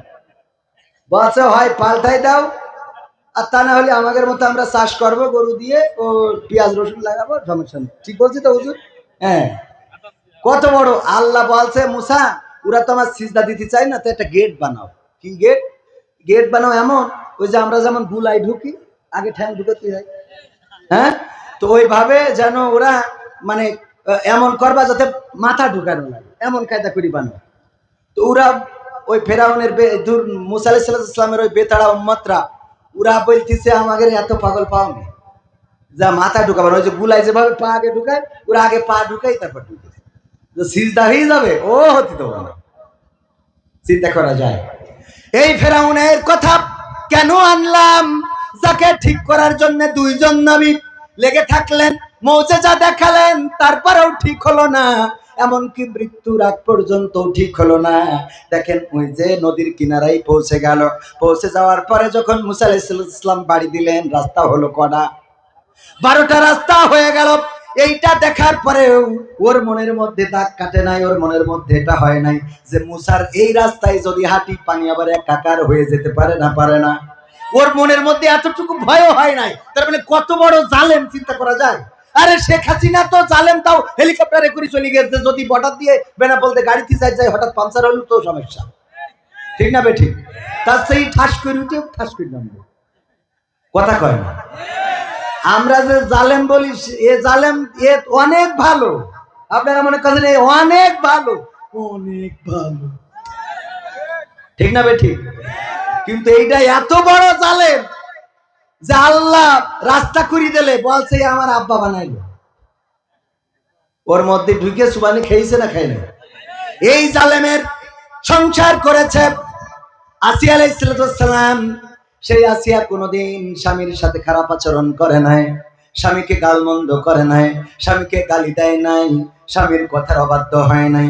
শুধুমাত্র একটা ছাড়া, সেটা হলো ফেরাউন বলেছে তুমি আমাকে রব হিসাবে মেনে নাও। আর আসিয়া আলাইহিস সালাম বলেছেন তুমি আমার স্বামী, স্বামী হিসাবে তোমার জন্য যা করা প্রয়োজন সব করব। তোমার গা টিপে দেব, তোমার পা টিপে দেব, তোমার গোসল করিয়ে দেব, তোমার মাথা ছিঁড়িয়ে দেব, তোমার জামা গায়ে পরিয়ে দেব, তোমার জুতার ফিতা বেঁধে দেব। তোমার জন্য আমি রাত জেগে অপেক্ষা করব, তোমার জন্য আমি ভালো ভালো রান্না করে রাখবো, তোমার জন্য আমি জুস বানাবো, তোমার জন্য আমি যা করা দরকার জাগতিক সব করতে রাজি আছি। কিন্তু রব হিসাবে মেনে নিয়েছি কাকে? আল্লাহকে রব মেনেছি, সেটার সাথে কোনো আপোষ চলবে না। ওগো ফেরাউন, ওগো ফেরাউন, আমি তোমার মেনে নিলাম, আমি তোমার সব কিছু মেনে নিলাম, শুধুমাত্র একটি মাত্র কথা ছাড়া। এখনকার মা বোনেরাও এমন সিদ্ধান্ত নিয়ে ফেলেছে, স্বামী দল করে বেড়ায়, স্বামী লড়াই করে, মিছিল করে, সংগ্রাম করে, এমনকি প্রতীক নিয়ে দাঁড়িয়েও যায়। আর স্ত্রী বলে আমি আল্লাহর পথের মার্কা ছাড়া অন্য মার্কায় ভোট দে বোনারে। বলেন ঠিক কিনা? এরাম মা বোন আছে না নাই? সর্বরাজপুরেও আছে না নাই? আছে, এবং তৈরি হবে। আল্লাহর পথে যারা চলে তাদের সাথে আমরা আছি না নাই? অনেকেই মনে করে হুজুর এসেছে মনে হয় জামাতের, হুজুর এসেছে মনে হয় চরমনার, হুজুর এসেছে মনে হয় হেফাজতের, হুজুর এসেছে মনে হয় ওই জাতীয় দলের লোক। না, হুজুর হলো আল্লাহর দলের লোক। কার দলের? কার দলের? সবাই বলেন কার দলের? আল্লাহর দলের লোক। যারাই আল্লাহর দিন এই জমিনে কায়েম করতে চাইবে, প্রতীক যা হয় হোক, নেতা যে হয় হোক, আল্লাহর দল আল্লাহর দিন যে কায়েম করতে চাইবে, আমরা সে যে হয় হোক, আমরা তার পক্ষের লোক। বলেন ঠিক কিনা? ঠিক না ঠিক? যদি কেউ দাড়ি পাল্লা নিয়ে ইসলামের বিপক্ষে চলে যায়, তাইলে ওই দাড়ি পাল্লার টেঙাতে দেয়া হবে, দেয়া হবে। যদি কেউ হাত পাখা নিয়ে কোরআনের বিপক্ষে কথা বলে, তাইলে ওই হাত পাখা দিয়ার বাতাস খাবো, খাবো। কারণ হাত পাখা যতই হোক, আপনি ইসলামের বিপক্ষে যাবেন, এটা মানা হবে। আমরা না ভোট দিতেও রাজি, হ্যাঁ ভোট দিতেও রাজি। এখন এক দল বলছে না ভোট দাও, আর এক দল বলছে হ্যাঁ ভোট দাও। আমাদের কথা হলো ইসলাম যারা কায়েম করতে চাইবে তাদের পক্ষে হ্যাঁ, ঠিক না বেঠিক? দাড়ি টুপির পক্ষে যারা যাবে তাদের পক্ষে হ্যাঁ। এই জমিনে দুর্নীতি যারা মুক্ত করতে চাইবে তাদের পক্ষে, সবাই বলেন তাদের পক্ষে। এই জমিনে যারা সন্ত্রাসী বন্ধ করতে চাইবে তাদের পক্ষে, এই জমিনে যারা খুন খেলাপি বন্ধ করতে চাইবে তাদের পক্ষে, এই জমিনে যারা ধর্ষণ জেনা ব্যভিচার বন্ধ করতে চাইবে তাদের পক্ষে। কিন্তু এই জমিনে যারা অন্যায়, চাঁদাবাজি, লুটতরাজ, লুণ্ঠন, স্বৈরাচারী, দুঃশাসন, এই জাতীয় কাজগুলো যারা করতে চাইবে তাদের পক্ষে। বলেন, তার মানে আমরা হ্যাঁরও পক্ষে নারও পক্ষে। এর পক্ষে? হ্যাঁরও পক্ষে নারও পক্ষে। হ্যাঁর পক্ষে কোন দিক থেকে? যেই দিক থেকে আমরা দেখবো যে আল্লাহর সাথে সম্পৃক্ততা আছে, আল্লাহর হুকুমের বাইরে না, সেটা আমাদের জন্য হ্যাঁ। কিন্তু যেটার সাথে আল্লাহর সাথে সম্পর্ক নাই, বরং আল্লাহ সেটা নিষেধ করেছেন, এই জাতীয় কাজের সাথে যদি সম্পৃক্ততা রাখে আর এই জাতীয় কাজ যদি করতে চায়, সে জামাতের হোক, চরমনার হোক, হেফাজতের হোক, দাড়িওয়ালা হোক, টুপিওয়ালা হোক, পাঞ্জাবিওয়ালা হোক, জুব্বাওয়ালা হোক, তাদের পক্ষে না। কথা ক্লিয়ার? আমি কি কোনো রাজনীতির কথা বললাম? বলেছি একটাও রাজনীতির কথা পাবেন না। ওয়াজ করবো 12টা পর্যন্ত, রাজনীতির কথা যদি বলি বলবেন যে হুজুর নেই, রাজনীতির কথা কেন বলবো? কোরআন এসেছে এই সমাজে শান্তি প্রতিষ্ঠার জন্য। ইসলাম মানে কি?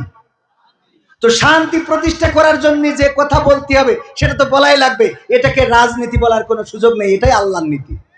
কার নীতি? বলেন কার নীতি? কোরআনের সাথে যারা করবে দ্বন্দ্ব, তাদের সাথে কবু হবে না আপোষ। কোরআনের সাথে যারা করবে দ্বন্দ্ব, তাদের সাথে কবু হবে না আপোষ। জেল জুলুম হলেও হবে, জেল জুলুম হলেও হবে, বিবেকের কাছে তবু রব নির্দোষ। আমার রবের কাছে রব নির্দোষ, মহান প্রভুর কাছে রব নির্দোষ। কোরআনের সাথে যারা করবে দ্বন্দ্ব, তাদের সাথে কবু হবে না। কোরআনের কথা যারা বলে যায় আজ, তাদের দমাতে কত ফন্দি। কাউকে ধরে নিয়ে দিয়েছে ফাঁসি, কাউকে রেখেছিল বন্দি। কোরআনের কথা যারা বলে যায় আজ, তাদের দমাতে কত ফন্দি। কাউকে ধরে নিয়ে দিয়েছে ফাঁসি, কাউকে রেখেছিল বন্দি। হক কথা বললেই চলে যায় গা, কোরআনের কথা সইতে পারে না। হক কথা বললেই চলে যায় গা, কোরআনের কথা সইতে পারে না। জানি না তাদের আমাদের পরে কেন এত আক্রোশ। আক্রোশ আছে না নাই? জেল জুলুম হলেও হবে, জেল জুলুম হলেও হবে, বিবেকের কাছে তবু রব নির্দোষ। আমার রবের কাছে রব নির্দোষ, মহান প্রভুর কাছে রব নির্দোষ। কোরআনের সাথে যারা করবে দ্বন্দ্ব, তাদের সাথে কবু হবে না। কোরআনের কথা আজ বলতে গেলে আসছে বাধা কত ভাবে। কোরআন প্রেমিকেরা হাতে রেখে হাত সামনে এগিয়ে যাবে, যাবে না যাবে না। এখন ইসলামপন্থীরা এক হচ্ছে, বলেন ঠিক কিনা? চরমনায়, হেফাজত, আলিয়া, কওমিয়া, জামাত, এই জাতীয় পার্থক্য ছিল, কিন্তু এখন ওলামায়ে কেরাম এক প্ল্যাটফর্মে আসছেন, বলেন ঠিক কিনা? এক প্ল্যাটফর্মে আসবেনই, কারণ যারা এক আল্লাহকে ইলাহ মানে, এক কোরআনকে সংবিধান মানে, এক বিশ্বনবী হযরত মুহাম্মদ সাল্লাল্লাহু আলাইহি সাল্লামকে নেতা মানে, তাদের মধ্যে এত বিভেদ থাকবে কেন? যারা বিভেদ করবে ওরা আল্লাহর রাসূলের উম্মত নয়, ওরা শয়তানের উম্মত। বলেন ঠিক কিনা? কারণ আল্লাহ বলেছেন ওয়াতাসিমু বিহাবিল্লাহি জামিআ ওয়া লা তাফাররাকু, তোমরা সংঘবদ্ধভাবে পাঁচকলি টুপি না বাটি টুপি না বা অন্য টুপি না অন্য পাগড়ি এগুলো দেখার বিষয় না, সংঘবদ্ধভাবে কার রাজ্য আঁকড়ে ধরো? কার রাজ্য? আল্লাহর রাজ্যকে আঁকড়ে ধরো। এইটা আল্লাহ তাগিদ করেছেন, আর আমরা গুতগুতি কিলাকিলি আমাদের মধ্যে আছে না না? আমিও এখন বলতে গেলি তো বাইরে যাই। আমাদের মুহতারাম মুফতি আমির হামজা ভাই, উনি স্টেজে কথা বলেন, সরল সোজা মানুষ, সাদা সিধা মানুষ, সব ওই যে অনেকেই বলে না যে হক কথা ফক করে বলে ফেলে। উনার সমস্যাটা হলো যে উনার যে ওজন, এই ওজনটা উনি কোনো সময় নিজের মধ্যে এটাকে বাস্তবায়ন বা কায়েম করতে চান না। উনার যে জনপ্রিয়তা বাংলাদেশে, এই জায়গাটা উনি চাইলে খুব স্মার্টলি ধরে রাখতে পারতেন, কিন্তু সেটা না করে উনি পাবলিকলি সবার সাথে সহজে মিশে যান। এটা ভালো যে উনি সরল সাদা সিধা, যা আছে মনে তা বলেন মুখে, যা থাকে মনে তা বলেন কোথায়? মুখে। এই জন্য হুটহাট করে এমন কিছু বলে ফেলেন যে কথাটা নিয়ে মানুষ ট্রল করা শুরু করে দেয়। সাংবাদিক বলেছেন নবী সাল্লাল্লাহু আলাইহি সাল্লামকে, একেবারে মিডিয়া থেকে শুরু করে বাংলাদেশের বক্তা ওলামায়ে কেরাম কাফের পর্যন্ত বানিয়ে দিয়েছে না দেয়নি? আপনি কাফের বললেন, কাফের তো অস্বীকারকারী, উনি তো অস্বীকার করেন নাই, করেছেন? স্লিপ অফ টাং হয়ে থাকতে পারে, ভুল করে ফেলেছেন, একটু ভুল হয়তো হয়ে গিয়েছে, আপনি সেটাকে কেন্দ্র করে কাফের কেন বলবেন? আবার একটা ওয়াজ করেছেন আম্মা খাদিজা রাদিয়াল্লাহু তাআলা আনহাকে, যে তিনি নামাজ পড়েন নাই, রোজা করেন নাই, যাকাত দেন নাই, কিন্তু তিনি জান্নাতে শুধু যাবেনই না, আল্লাহ রাব্বুল আলামিন তাকে সালাম জানিয়েছে। বলেন সুবহানাল্লাহ। কথাটা তো উনি ভুল বলেননি। কেন ভুল বলেননি?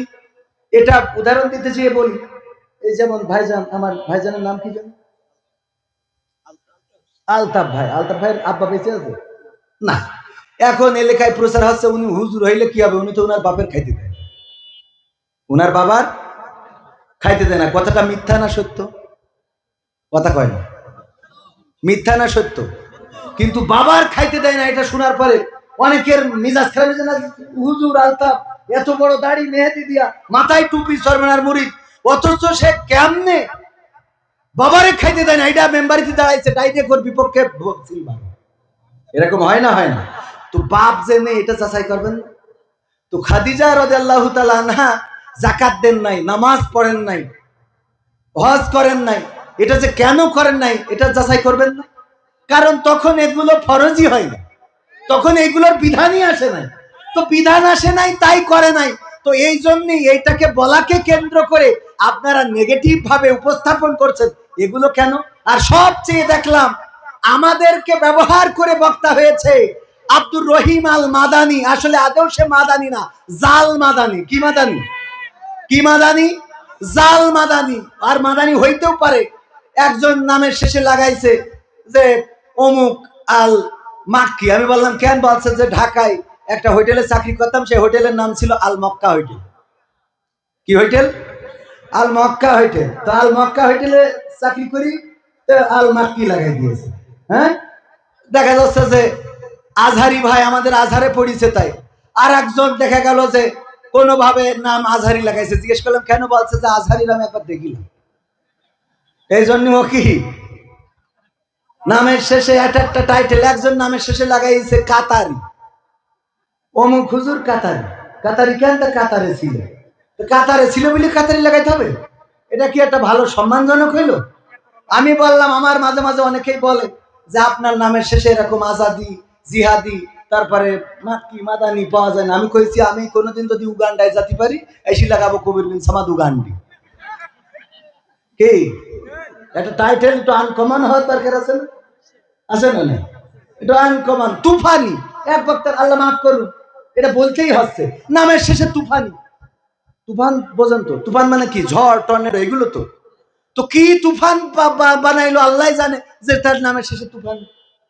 এই যে মাদানি লাগাইছে, জাল মাদানি, কোন মদিনায় যেই পড়িছে, কোন ভার্সিটির তে পড়েছে।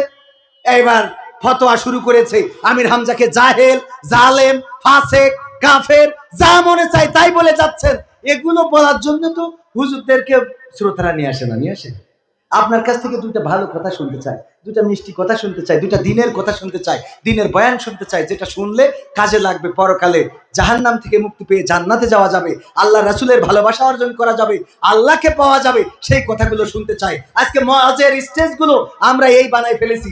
এখন আমিও তো সেই সেম কাজই করলাম, কারণ ওদের ঠিক করতেছি, আমারও ওদের বিরুদ্ধে বলতে হবে। আমও কি তার বাইরে? এখন উপায় কি? উপায় হলো সবাই চুপচাপ আস্তে করে ফিরে আসি। সবাই কি করি? তওবা করি, ফিরে আসি। আমিও তওবা করি, আল্লাহ কবুল করুন, বলেন আমিন। সূরা আল আনআম থেকে তেলাওয়াত করেছি ৭৯ নম্বর আয়াত। মনে আছে আপনাদের? মনে আছে? পড়েন, ইন্নী ওয়াজ্জাহতু ওয়াজহিয়া লিল্লাযী ফাতারাস সামাওয়াতি ওয়াল আরদ হানিফান ওয়া মা আনা মিনাল মুশরিকিন। আমরা কোথায় পড়ি এই আয়াত? যায় নামাজের দোয়া হিসাবে।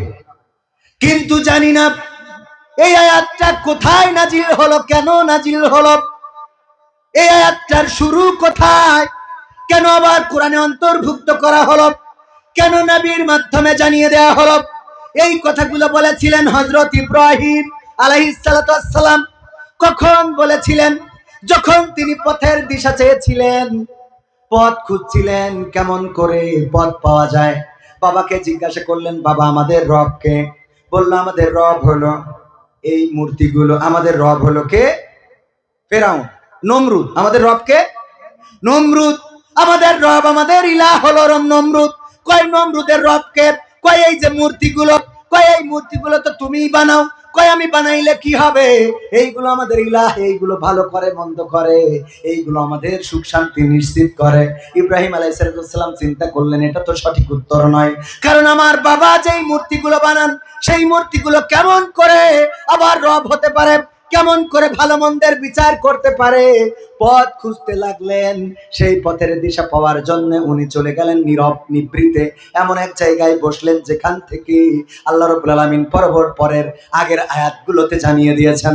৭৬ নম্বর আয়াতে আল্লাহ বলছেন, ফালাম্মা জান্না আলাইহিল লাইলু রাআ কাওকাবান ক্বালা হাযা রাব্বি ফালাম্মা আফালা ক্বালা লা উহিব্বুল আফিলিন।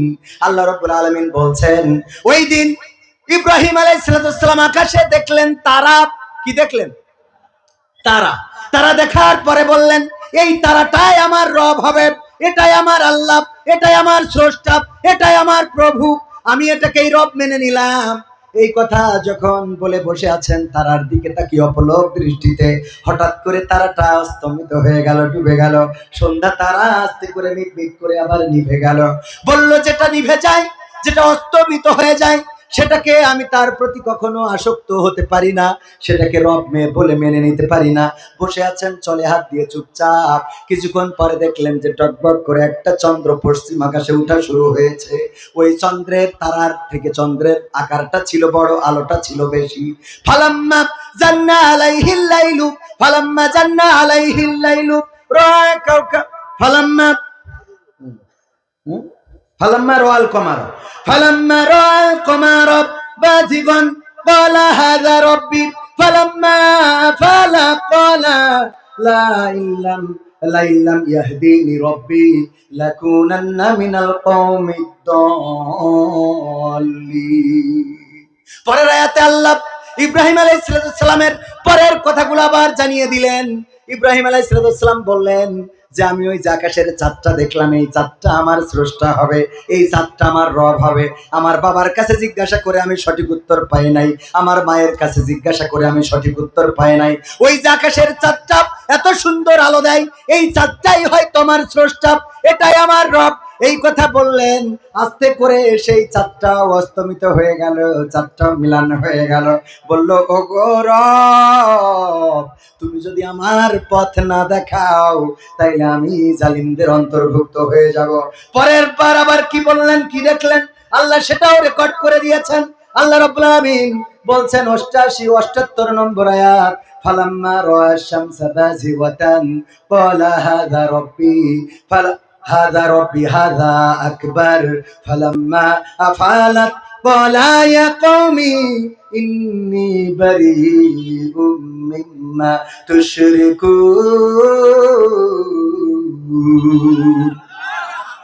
আল্লাহ সেটাও রেকর্ড করে দিলেন।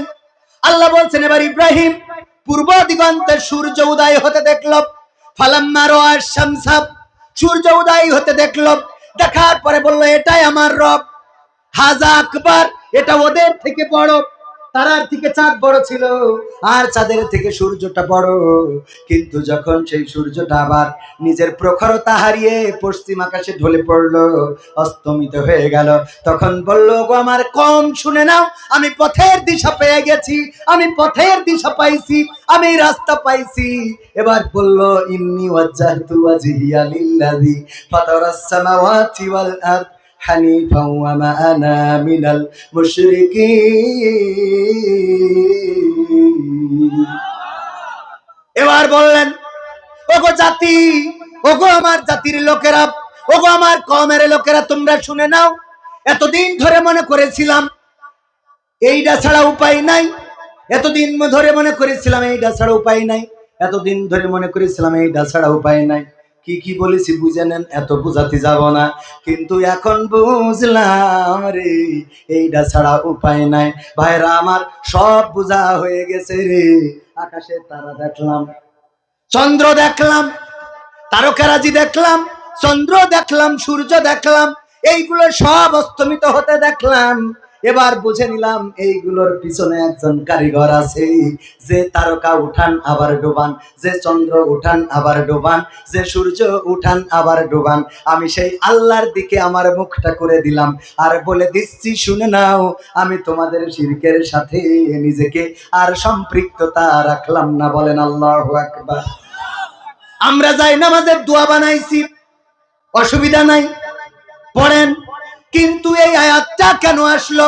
এবং এই আয়াতটা বলার পরে ইব্রাহিম আলাইহিস সালামের নমরুদের লোকেরা আদর আপ্যায়ন করে আপেল খাওয়ালো, কথা কয় না, আঙ্গুর খাওয়ালো, না খাওয়াই নাই, বরং এই কথার পরে ইস্তিকামাত থেকে, এই কথার পরে নিজেকে নিজেকে অটল রেখে যখন চলে গেল মন্দিরে, ও কাজের মেলায় গিয়েছে।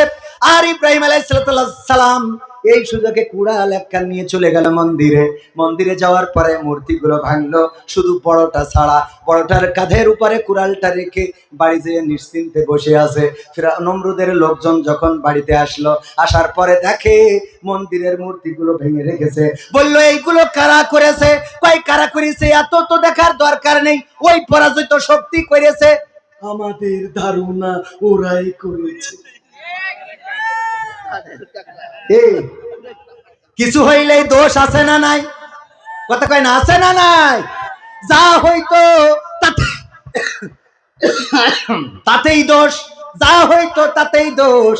আর সুযোগ একটা পাইছিল রে, কিছু হইলেই একেবারে চোখ বুঝে আমার পুলিশ ভাইরাও কোনো মামলা তদন্ত লাগতো না।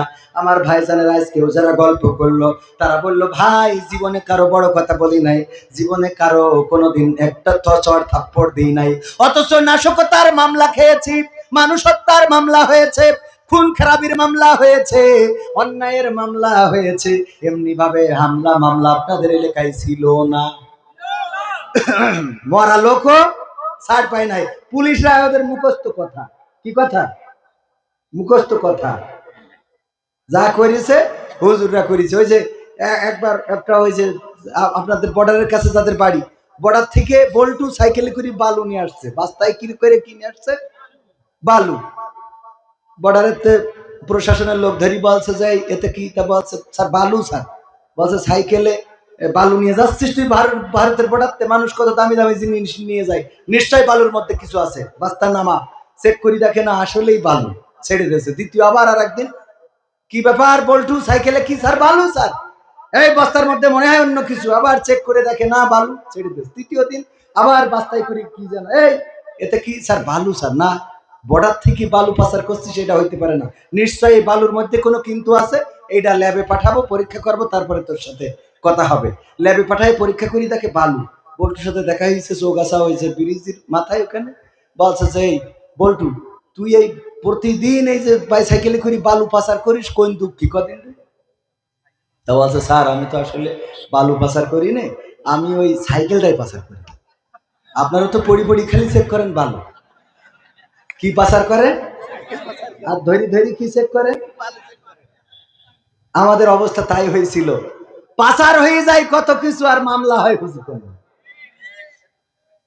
টাকা সব ব্যাংকের থেকে শেষ, 5টা ব্যাংক এখন একসাথে করতেছে, ইসলামী ব্যাংক বাদে। ইসলামী ব্যাংক মানে বাংলাদেশ ইসলামী ব্যাংক যেটা, এইটা বাদে বাকি অন্যান্য যে ইসলামী ব্যাংক আছে, সোশ্যাল ইসলামী ব্যাংক, আল আরাফা ইসলামী ব্যাংক, ফার্স্ট সিকিউরিটি ইসলামী ব্যাংক, তারপরে আরো কি কি ইসলামী, 5টা একসাথে। অনেকে আবার ওইটার সাথে আমাদের ইসলামী ব্যাংক লাগাই ফেলতেছে। এইটা না, এইটা এখন পর্যন্ত ঠিক আছে, কারণ এইটার কর্মীগুলো এখনো ন্যায়, সৎ এবং সততা দিয়ে কাজ করে যাচ্ছে, বলেন ঠিক কিনা? তো যাই হোক, সব খালি করে ফেলেছে। ও ছাড়েরা খুঁজে পায় না, খালি খুঁজে পায় দাড়িওয়ালা, টুপিওয়ালা, পাঞ্জাবিওয়ালা। কিছু হইলেই মামলা এদের নামে, আছে না? না, বালু পাচার করে না সাইকেল পাচার করে, এটা বুঝার ক্ষমতা। ওগো আমার ভাইয়েরা, এখনো প্রশাসনের অবস্থা খারাপ না ভালো? এখনো খারাপ, এখনো আছে না নাই? ওই সময় বলতো হুজুর, কথা বলেন ঠিক আছে, কিন্তু রাজনীতি করেন না। আর এই সময় এসে বলে, হুজুর আমি শিবিরের সাথী ছিলাম। এই সত্য বলছি না মিথ্যা বলছি? সব আল্লাহর ওয়ালি ছিল। আমি বললাম, তা আমাদের ধৈর্য মারতো কার? আমাদের তাড়া করতো কারা? স্টেজে কথা বলতে দিত না। পাবনায় গেলাম, বলছে হুজুর প্রশাসনের লোক আসতে শিগগির মোনাজাত করেন। মোনাজাত ধরেছে একজন, বলছে হুজুর মোনাজাত তো বাদ দেন, আপনি চলেন দিন। মোনাজাত তো করতে দিন। ঠিক বলছি না? ঠিক বলছি? যারা এইগুলো করেছিল তারা কি আজকে আছে? এমপিরা সব কোথায় গেল? মন্ত্রীরা সব কোথায় গেল? কোথায় কাদের কাকা? তাদের ছাড়া দেশটা এখন লাগে ফাঁকা ফাঁকা। ঠিক না ঠিক? পালাবে না, পালাবে না, যাই না তবু দেখা। পালাবে না, পালাবে না, যাই না তো তবু দেখা। তাদের ছাড়া দেশটা এখন লাগে ফাঁকা ফাঁকা। এটা গাইতে চাইলাম না, কিন্তু 2টা চিরকুট আইছে। আমি এখন চিন্তা করি যে আমরা এসব গান আর না গাই, আলোচনা করি যে কাজে লাগবে, কিন্তু 2টা চিরকুট এটা না গাইলে ওরা আবার কমিটিও একটা দিয়েছে, শ্রোতারাও একটা দিয়েছে। গাবো? হ্যাঁ, শুনবেন? আর একটু সময় কি থাকা যাবে? মা বোনদের জন্য কিছু ওয়াজ করার দরকার আছে না নাই? কারণ মা বোনেরা আপনাদের থেকে কম না বেশি এসেছে? বেশি। সুতরাং মা বোনদেরও ওয়াজের দরকার, কারণ মা বোনেরা এখন ফিতনার সবচেয়ে বড় কারণ। স্বামী বিদেশ থেকে টাকা পাঠায়, চৌগাছাতে তুলে নিয়ে মহেশপুরীর রোডে বিভিন্ন ক্যাফে আছে না নাই? আল্লাহর ওলিরা এনে যায় না যায় না? কথা কয় না? যায় না যায় না? আর মার্কেট গুলোতে তো পুরুষদের কোনো চালাই নেই, সব মা বোনেরা। আর দোকানদাররাও আমাদের অত দাম দেয় না। আমাদের বাজারে আমি যেই দাঁড়াইছি, বললাম ভাই এটা আছে? তো বলছে আছে। আমি বললাম দেন। হঠাৎ 2 মহিলা এসেছে, ওনাদের সাথে কথা বলছি, বললাম আমারটা দেন। তো বলছে হুজুর আপনি একটু সরিয়ে দাঁড়ান, গায়ে ঘেঁষা লাগলে তো গুনাহ হবে। আরে বাহ, উনি আমার হাদিস শিখাচ্ছে। গায়ে ঘেঁষা মানে তুমি চলে যাও, আমার 2টো কাস্টমার এসে তোমার আর লাগবে না। সে অবস্থা আমাদের ইয়াহিয়া মুন্সি, উনি মালয়েশিয়ায় থাকতে মুখে তো দাড়ি, ইমাম সাহেব নির্যাতনে পড়ে মালয়েশিয়ায় চলে গেছি। তো ফেরান লাভলি মাইক তো খুবই কালো মানুষ, আল্লাহ মাফ করুক, নাম বলছি শুনে ফেলবেন।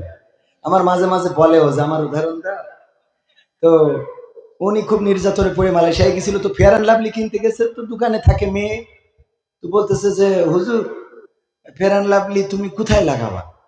তো বলতেছে যে মুখেই লাগাও। তো বলছে যে কে জন্য মুখী, তো জায়গা কই, সব তো মুখী দাড়ি দিয়ে ভরা। কি দিয়ে ভরা? দাড়ি দিয়ে ভরা। ইউমিয়া মুখা জাঙ্গুট বাইয়া মানা মানা মাউনি পাকায়। এ তোর মুখী তো দাড়ি দিয়ে ভরা, কোন জায়গায় লাগাবি? তো আমাদের অবস্থা তাই। হুজুর মানুষ দোকানে দাঁড়াইলে যদি মেয়ে মানুষ ঢোকে, তাইলে আর হুজুরের পাত্তা নাই। ওরা প্রশ্ন করা শুরু করে দেয়, আপনি ফেয়ার অ্যান্ড লাভলি মেকি কত আর পরিষ্কার হবেন? আমি কই মেকি যেহেতু পরিষ্কার হয়নি খেয়ে দেখ পানে, তাও তুমি দাও। কিন্তু ওর তো কাস্টমার নেই মানুষ, কারণ ওদের যদি বুঝাইতে পারে 3,300 টাকার জিনিস যদি কোনোভাবে বুঝাইতে পারে ওইটা 1300 টাকায় বেশি দেবে। আর উনি কিনে নিয়ে রে বাবা খুব গর্ব করে, কিনে এনেছি দেখে। আরে বাবা, স্বামীর কয় তুমি তো কোনোদিন পাইলে না, স্বামী পারবে কি? ওইভাবে তো ঠকাতে পারে না, কথা কয় না, তুমি তো কোনোদিন পাইলে না। রে বাবা, মানে কত পারান্দা। ও আমার ভাইরা, এই জন্য মা বোনদের জন্যও কিছু কথা বলার দরকার আছে না নাই?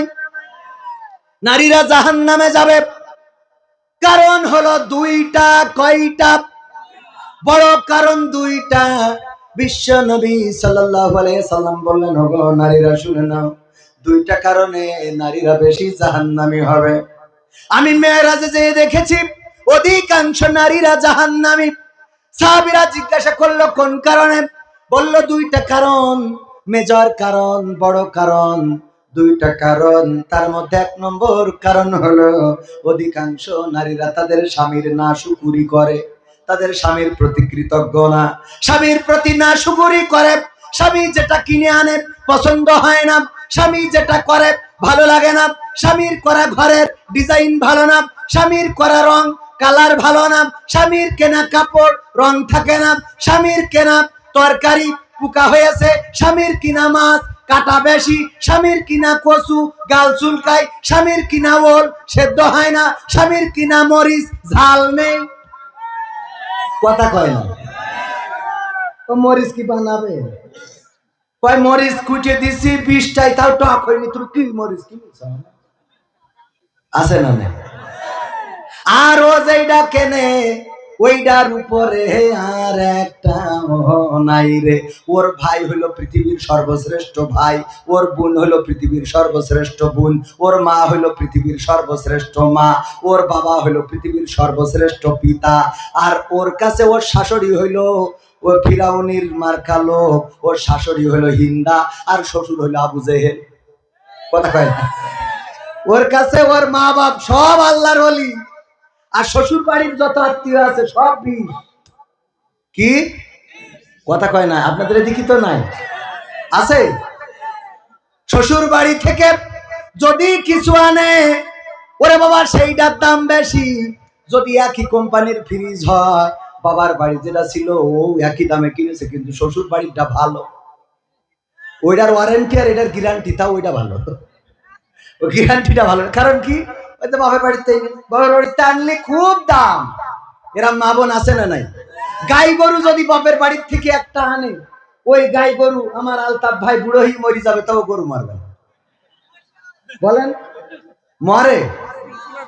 আলতাফ ভাই কষ্ট করে বাড়ি একটা চৌগাছা একটা জমি কিনেছে, জমি কেনার পরে বলছে আজকে রেজিস্ট্রির দিন, চলো রেজিস্ট্রি করে চৌগাছা হোটেল থেকে খেয়ে আসবো। যাওয়ার সময় বলছে আমি আব্বাকে বাড়িতে গাই গরু ডাইনে দিলাম বলে এত দূর হয়েছে, আব্বাদের বাড়িতে গাই গরুটা নিলাম বলে এত দূর হলো। এরপরে বলছে ঠিক আছে অসুবিধা নাই, ওখানে 5 তলা ফাউন্ডেশন একটা বিল্ডিং করেছে। উদ্বোধনের দিন বলছে বেগম সাহেব চলো আজকে আমরা বিল্ডিংটা ফিতে কেটে উদ্বোধন করব, তুমি তো আমার অর্ধাঙ্গী, তোমারে না নিয়ে যাব না। স্ত্রী যাওয়ার সময় ফিতে কাটার আগে গুতো মেরে বলছে আব্বাকে বাড়িতে গাই গরুটা নিলাম বলে এত বড় বিল্ডিং হইলো। এরপরে একটা গাড়ি কিনেছে 4 চাকার, কিনে বলছে বেগম চলো আজকে এই 4 চাকার গাড়িতে তোমার নিয়ে বিনোদিয়া পার্কে যাব। ওই যে বিনোদিয়া নাকি পার্ক বানাইছে যশোরে, ওখানে তোমার একটু ঘোরাবো। গাড়ির দরজা খুলে ওই পাশে আমার আলতাফ ভাই বসা, দরজা খুলে সিটি বসার আগে বলছে আব্বাকে বাড়িতে গাই গরুটা আনিলাম বলে, আব্বাদের বাড়িতে গাই গরুটা আনিলাম বলে এত দূর। আমার বিশ্বাস যদি আলতাফ ভাই জান্নাতে যায় আর যদি বেগম সাহেব জান্নাত পায়, ওই দরজায় যেয়ে গুতো মেরে কবে আব্বাকে বাড়িতে গাই গরুটা আনিলাম বলে। ঠিক না বেটে? ও গাই গরু একেবার পরকাল পর্যন্ত নিয়ে ছাড়বে। আর স্বামী যা করেছে জীবনে, যেই জমি কিনেছে ওই জমিতে ধান হয় না। স্বামী যা করলো, আমাদের এক হুজুর বলছে আমার স্ত্রীর এত কিছু এনে দিই কোনোদিন খুশি হয় না।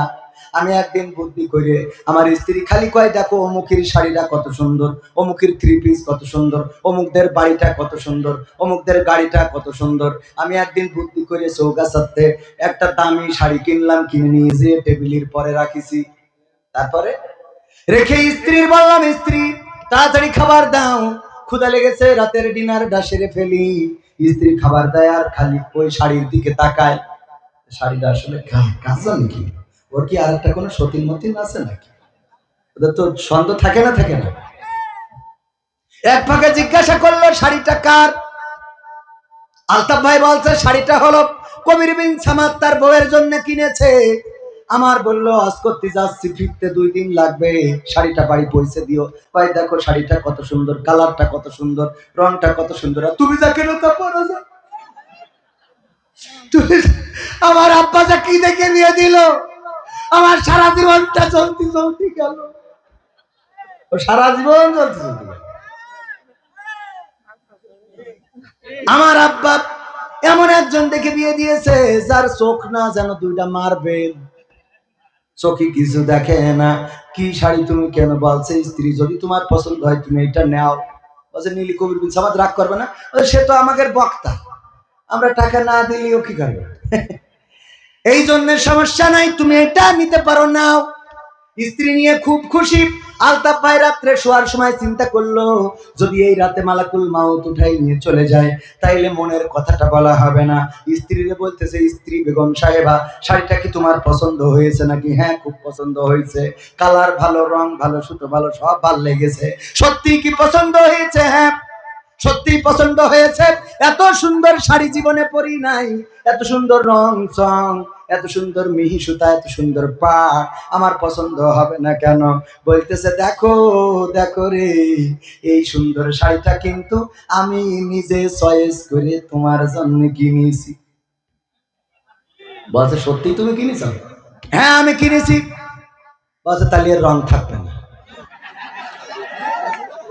তাহলে এর রং থাকবে না, এই গেছে সব অর্জন শেষ। কি এরা না শুকুরি করে? কি শুকুরি করে? যতই তুই করে আগায় না, ওর চোখে অন্যটা ভাল লাগে। ওই শাহরুখ খান দেখো কত সুন্দর করে রানী মুখার্জি নিয়ে তাকে নাকে ধিনতা করে রে, তোমার তো কোনো চোখ, ও নাচতে পারে, মাঠে খাটতে খাটতে বল বিয়ারিং সব অপ্রাপ্ত হয়ে গেছে। ঠিক না বে ঠিক?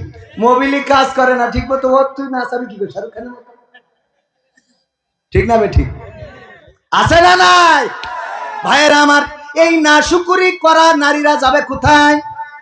অথচ এই স্বামী কত কষ্ট করে, দেখেন কোন স্বামী নিজে ছেঁড়া কাপড় পরে কিন্তু স্ত্রীকে ছেঁড়া কাপড় পরাতে চায়, নিজে ছেঁড়া জুতা পরে কিন্তু স্ত্রীকে নতুন জুতা কিনে দিতে চায়, নিজে ছেঁড়া জামাটা পরে কিন্তু স্ত্রীকে দামি জামাটা কিনে দিতে চায়।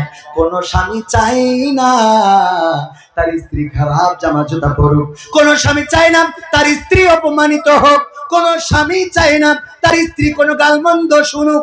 দেখবেন অনেক স্বামী আছে অভাবের তাড়নায় দিন যায় রাত যায়, কত কষ্টে দিন কেটে যায়, কিন্তু স্ত্রীকে কর্মসংস্থানের জন্য পাঠায় না, স্ত্রীকে কর্ম করতে দেয় না, নিজে পরিশ্রম করে, কষ্ট করে, রিক্সা চালায়, গার্মেন্টসে কাজ করে, দিনের পরে দিন, রাতের পরে রাত, মাসের পরে মাস, বছরের পরে বছর, কিন্তু স্ত্রীকে ভালো রাখে, স্ত্রীকে রানী বানায় রাখে। আর এই স্ত্রী ওই স্বামীর কদর বোঝে না রে, ও টিকটকে আবার আর একজনের সাথে লাইন মারে রে।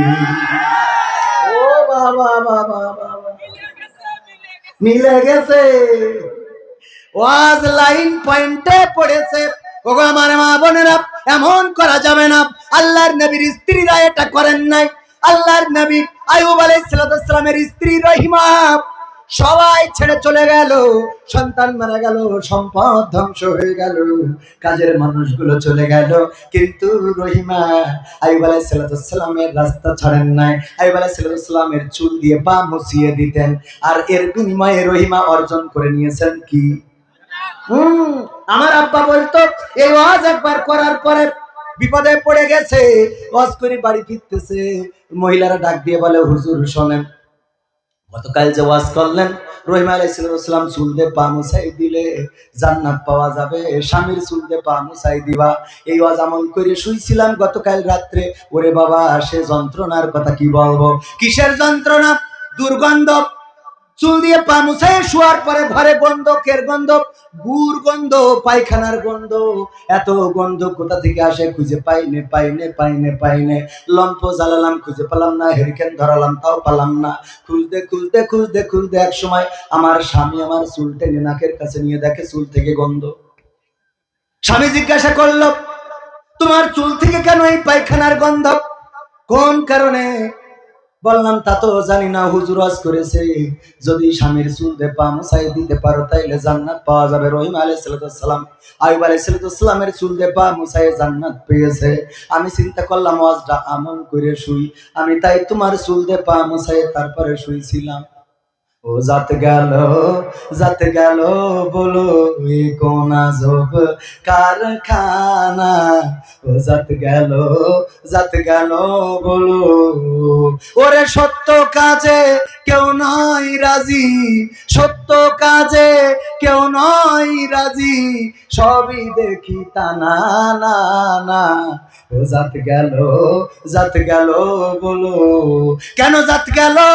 ওর স্বামী ওই যে মোড়ের মাথায় সর্পরাজপুর ওই চার দোকানে বসে খেলছিল তাস, হঠাৎ করে আর্মির গাড়ি এসেছে, টাকা দিয়ে খেলছিল, এই জন্য তাড়াতাড়ি করে টাকাও ফেলাই রেখে, তাসও ফেলাই রেখে, জুতো ফেলাই রেখে দৌড় দিয়েছে, বাঁশবাগানে কিটা ছেড়ে রেখেছে, ওইটা চটকায় দিয়ে চুপচাপ শুয়ে রয়েছে, আর ওইটা মুসায়ে শুয়েছে রে। মা বোনেরা বলছে হুজুর গো আপনি ওয়াজ করে চুলতে পা মুছাই দিতে কইছেন, অসুবিধে নেই, আমরা দেব, কোনো আপত্তি নেই, কিন্তু দয়া করে একটু স্বামীদের বলবেন ওরা যেন টিউবওয়েলের পাটা ধুয়ে তারপর সই, অন্তত টিউবওয়েলের পাটা ধুয়ে যেন সই, তা না হলে তো জ্বালার শেষ রে। আমার স্বামীরা আমার ভাইদের ওয়াজ পয়েন্টে পড়িল। এইবার স্বামীদের বলি, স্ত্রী খারাপ হয়ে যাচ্ছে, আপনি এসে বলেন হুজুর কি আমার 8 লাখ টাকা নিয়ে হাঁটা দিয়ে আছে না? আমি বলি হাঁটা দেবে না কেন? তুমি স্ত্রী খোঁজো রাবিয়া বসরির মতো, স্ত্রী খোঁজো খাদিজা রাদিয়াল্লাহু তাআলা আনহার মতো, স্ত্রী খোঁজো ফাতেমা রাদিয়াল্লাহু তাআলা আনহার মতো, স্ত্রী খোঁজো আসিয়া আলাইহিস সালামের মতো, হাজরা আলাইহিস সালামের মতো, সারা আলাইহিস সালামের মতো। কিন্তু তুমি সারাদিন চায়ের দোকানে বসে পরিমণি আর নুরা লাইলা দেখে বেড়াবা, আর স্ত্রী তাহাজ্জুদের নামাজে থাকবে, এই কমনে পাও? কথা কয় না।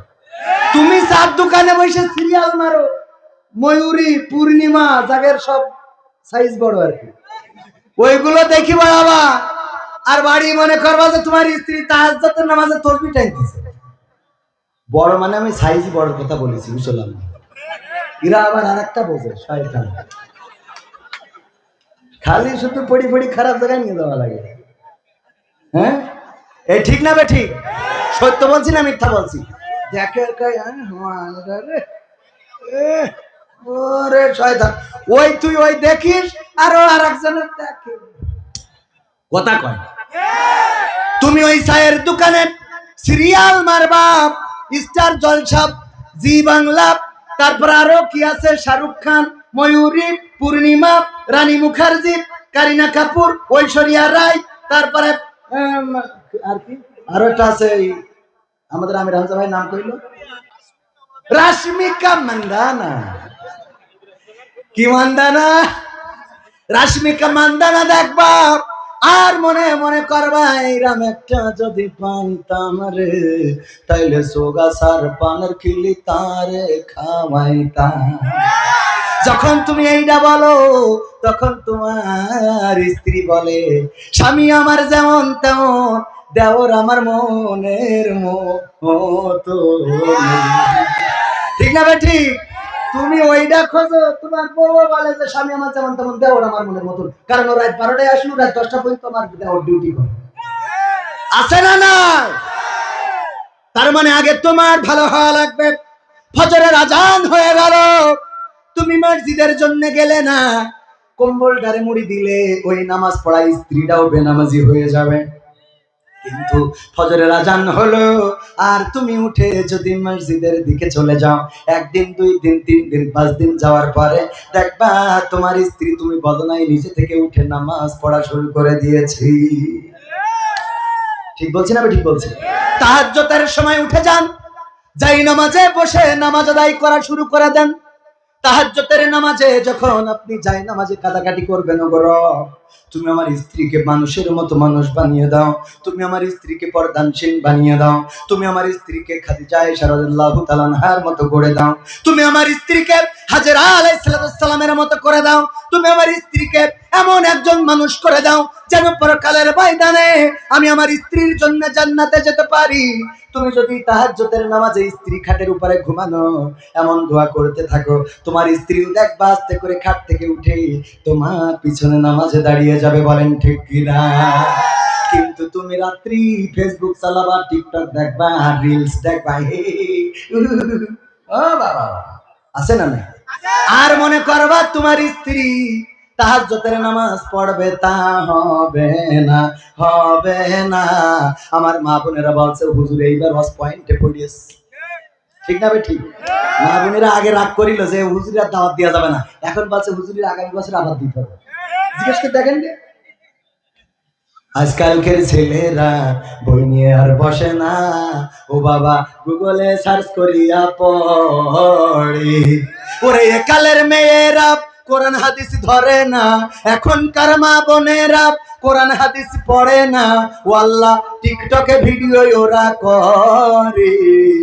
আজকালকের ছেলেরা বই নিয়ে আর বসে না, গুগলে সার্চ করিয়া পড়ে। আগের সময় প্রেম করিলে আমার মুরব্বীরা বলতো পাইছো কি, এখন বলে শখ করিয়া বাবু তুমি খাইছো কি। আগের সময় প্রেম করিলে মুরব্বীরা বলতো পাইছো কি, এখন বলে শখ করিয়া বাবু তুমি খাইছো কি। লজ্জা শরম নাই, আইলাম কোন জামানায়, লজ্জা শরম নাই, আইলাম কোন জামানায়, ভবিষ্যৎ দেখি অন্ধকারে। আজকালকের ছেলেরা বই নিয়ে আর বসে না, ও বাবা গুগলে সার্চ করিয়া পড়ি। নতুন করে হয়েছে চালু এখন আবার কোন ট্রেন্ড, পরিচয় করাই দেখি এই আমার গার্লফ্রেন্ড। আছে না নাই? শুধু কি ছেলেরা পরিচয় করায়? নতুন করে হয়েছে চালু এখন আবার কোন ট্রেন্ড, পরিচয় করাই দেখি এই আমার বয়ফ্রেন্ড। মানে মেয়েরাও পরিচয় করায় না, করায় না। হঠাৎ একটা ছেলে নিয়ে বাড়ি, মা জিজ্ঞাসা করে এই ছেলেটা কে? ওগো মা, এটা আমার বিএফ। কয় বিএফ তো বুঝি না। কয় বিএফ মানে হলো বয়ফ্রেন্ড, মানে আমার বিয়ের আগের পার্টনার। হ্যাঁ, বিয়ের আগে যেইটা ওইটা। কয় দেখো মা, এইটা এইভাবে নিয়ে বেড়ানো যাবে না, এইটারে তুমি নিয়ে বিয়ে করে ফেলো। কয় আব্বা তো রাজি হবে না, কারণ এ তো 5 ওয়াক্ত নামাজের জায়গায় 5 বেলা গাঞ্জা খায়। আছে না নাই? কয় তুই নিয়ে চলে যা তোর খালার বাড়ি, আমি বলি রাখবানে, তারপরে তোর খালারা কাজী ডেকে বিয়ে পড়াই দিবানে, বাকিটা আমি সামলে নিবানে, তোর বাপের কি করে ঠিক করতে আমি করবানে। এই বলে পাঠাই দিলে, দিয়ার পরে যখন চারিদিকে হয়ে গেছে, আলতাফ ভাইয়ের মেয়ে বেরিয়ে গেছে, তখন এইবার স্বামী যখন বাড়িয়ে গেছে, তখন ওরে বাবা স্ত্রীর অভিনয় দেখে কিটা, কি জন্ম যা তুই যা, ও আল্লাহ আমার মুখি চুটি খালি লাগাইল রে, ও বাবা। আছে না নাই? ওরে বাবা, ওর অভিনয়ের কাছে আমার শেখ হাসিনাও ফেল। ঠিক না বেটে? এমন পাকা অভিনেতা কি জন্ম তো তুই চা, চুল খালি লাগাইছা মুখি, কি জন্ম দিছা এইটা মেয়ে তোমার জন্ম দিতে কইল কিনা? ও 10 মিনিটই, আর তুই যে 25 বছরেরই মানুষ করলি, ওর দোষ সব। কথা কয় না, ঠিক না বেঠে? এই অভিনেতা আছে না নাই? নতুন করে হয়েছে চালু, এখন আবার কোন ট্যালেন্ট পরিচয় করাই দেখি, এই আমার বয়ফ্রেন্ড। শরমের মাথা খাইয়া গেছে ওরা পাগল হইয়া, ভবিষ্যৎ দেখি অন্ধকারে। আজকালকের ছেলেরা বই নিয়ে আর বসে না, কি করে? মোবাইলে সার্চ করিয়া পড়ে। আমি বলিলাম 12টা পর্যন্ত কথা বলবো, কিন্তু একটু বেশি হয়ে গেছে, আর 5টা মিনিট কি দেয়া যাবে? রাজি আছেন? কারা কারা হাত দেখতে চাই? লিল্লাহি তাকবীর। আল কোরআনের আলো, আল হাদিসের আলো, আমার নেতা তোমার নেতা, নারায়ে তাকবীর। আমার আব্বা মরহুম মাস্টার আব্দুল সামাদ রাহিমাহুল্লাহ আপনাদের এলাকায় আসতেন, অনেকেই চিনেন। যারা কারা চিনেন হাত একটু উঁচু করেন দেখি। ওরে বাবা, অনেক বেশি মানুষ চেনেন। আমার আব্বা এই অঞ্চলে ওয়াজ করতেন, আপনাদের জানা আছে। আমার মনে হয় জীবনের শেষ যে রাস্তাটা ছিল সেটাও আপনাদের এই রাস্তাটা। চৌগাছা থেকে যে রাস্তা 12 বাজারে যে উঠেছে, আবার ফিরতেও চেয়েছিল এই রাস্তায়, কিন্তু আল্লাহ রাব্বুল আলামিন 12 বাজারেই ওখানে ডাক দিলেন, আল্লাহর ডাকে সাড়া দিয়ে চলে গিয়েছেন। যেভাবেই হোক রক্তাক্ত দেহখানাটা নিয়ে এসেছিলাম। ওগো আমার ভাইয়েরা, আমার আব্বা এই অঞ্চলে ওয়াজ করেছেন এমন একটা সময়, যেই সময় মোবাইল ছিল না, যেই সময় এত অত্যাধুনিক ব্যবস্থা ছিল না, ক্যামেরা ছিল না। ক্যামেরা থাকলেও এতটা সহজে পাওয়া যেত না। এই জন্য আমাদের কাছে কোনো ভিডিও নাই, আমাদের কাছে তেমন ফিতা ক্যাসেটের কিছু অডিও ছিল, কিন্তু মেমোরি আসার আগে সেইগুলো নষ্ট হয়ে গেছে। ও আমার ভাইজানেরা, বাবার জন্য আপনাদের কাছে একটু দোয়া চাই। আব্বার কথা এই জন্য মনে পড়লো। এই গ্রামেও 2বার এসেছে। আব্বার কথাই জন্য মনে পড়লো, যেই চৌগাছায় অলিতে গলিতে আমার আব্বা ওয়াজ করে বেরিয়েছেন, কিন্তু দুঃখজনক আল্লাহ রাব্বুল আলামিন এই চৌগাছায় এই সিজনে আমার মাত্র একটা দাওয়াত, আর এর মধ্যে এই সিজনে আর কোনো ফাঁকা নেই। ওই যে একজন দাওয়াত খুঁজলো, কে জানে আপনি? কিন্তু বললাম এই বছর না, আগামী বছর। ভাই সাহেব, আগামী বছর ছাড়া এই বছর সব শেষ। ও ওয়াজ সিজন শুরু হওয়ার আগে ডাইরেক্টে সব ডেট ফিল আপ হয়ে যায়। এমনকি 2026 সালে, মানে আগামী সিজনে মাহফিল করবে 26-এর ওই সিজনে, নভেম্বর ডিসেম্বর, সেই ডেট গুলো এখন হয়ে যাচ্ছে। কি করবো, বাঁচবো কিনা তাও জানি না। হুজুর না নিয়ে রাখেন, হুজুর পথ খরচটাও পাঠাই দিচ্ছি বিকাশ করে, একটু রাখেন বাবা, আমি যদি মরি যাই এই টাকা আল্লাহর রাস্তে মাফ করে দেবো। তালি দাও, একটু চাল ডাল কিনে খাওয়া নেই, কি মাফ করে দিলে তোর অসুবিধা নেই। হ্যাঁ, মাফ করে দিলে তো অসুবিধা নেই। আমার ভাইয়েরা, সেই চৌগাছায় এই একটাই ওয়াজ। এইটা তো আমার অক্টোবরের ডেট, গতকাল ছিল। আজকে আবার আমার ইউনিয়নে প্রোগ্রাম ছিল, সেটা বন্ধ হওয়ার কারণে আজ আসার তৌফিক আল্লাহ দিয়েছেন। রিজিকের মালিককে। গতকালকে লেখে নাই, আসি নাই, আজকে লিখেছে আসছি, খাইছি, আবার পকেটে করে নিয়ে যাবেন ইনশা। তো এই জন্য শেষ মাহফিল, যেহেতু শুরু এটা, শেষ এটা চৌগাছায়। এর আগে গতবার একটা করে গেছিলাম চৌগাছায়। গতবার 2টা মনে হয় করিলাম, গতবারও একটা। ওই যে এস.এম. হাবিব, উনি ছিল ওই মাহফিলের অতিথি। উনি, হ্যাঁ, কোন জায়গায় যান, উনি এসে বললো যে আমার শ্বশুর বাড়ি যেহেতু জিগর কাছে, সেই সুবাদে শালা। তো আমি ওই শালা সেই যে ওয়াজ করেছিলাম, এই জন্য আর বাধা দিতে পারিল না ওই সময়। কিন্তু তখন 5 আগস্টের আগে, এত সোজা কথা না। ওই যে ভাইও ছিল, মিথ্যে কথা বলবো কেন? ওয়াজ করতে মিথ্যে কথা বলি লাভ আছে? আর একটা ওয়াজ করিলাম আপনাদের এখানে, ওই আজের সব শেখ হাসিনার উন্নয়ন নিয়ে বর্ণনা করিলাম, কারণ চেয়ারম্যান পাশে বসা ছিল। দোয়ার সময় বলছে হুজুর খালেদা জিয়ার জন্য একটু দোয়া করতেন, অসুস্থ। তো আমি বলছি কেন, আপনি চেয়ারম্যান না? তো বলছে হ্যাঁ। তো আমি বলছি কোন দল? বলছেন বিএনপি চেয়ারম্যান।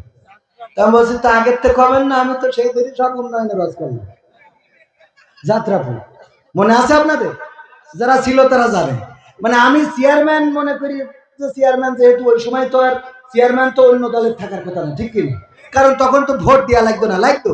এক চাষা গেছে ভোট দিতে, বলছে আপনি কি জন্য আইছেন? তা বলছে ভোট দিতে। তা বলছে ভোট আপনার তো আমরা কষ্ট হবে আপনার, এই চিন্তা করে দিয়ে ফেলেছি। তো এটা কিরাম কথা, আমার ভোট আমি দেবো না? তা বলছে আমাদের একটা দায়িত্ব আছে না।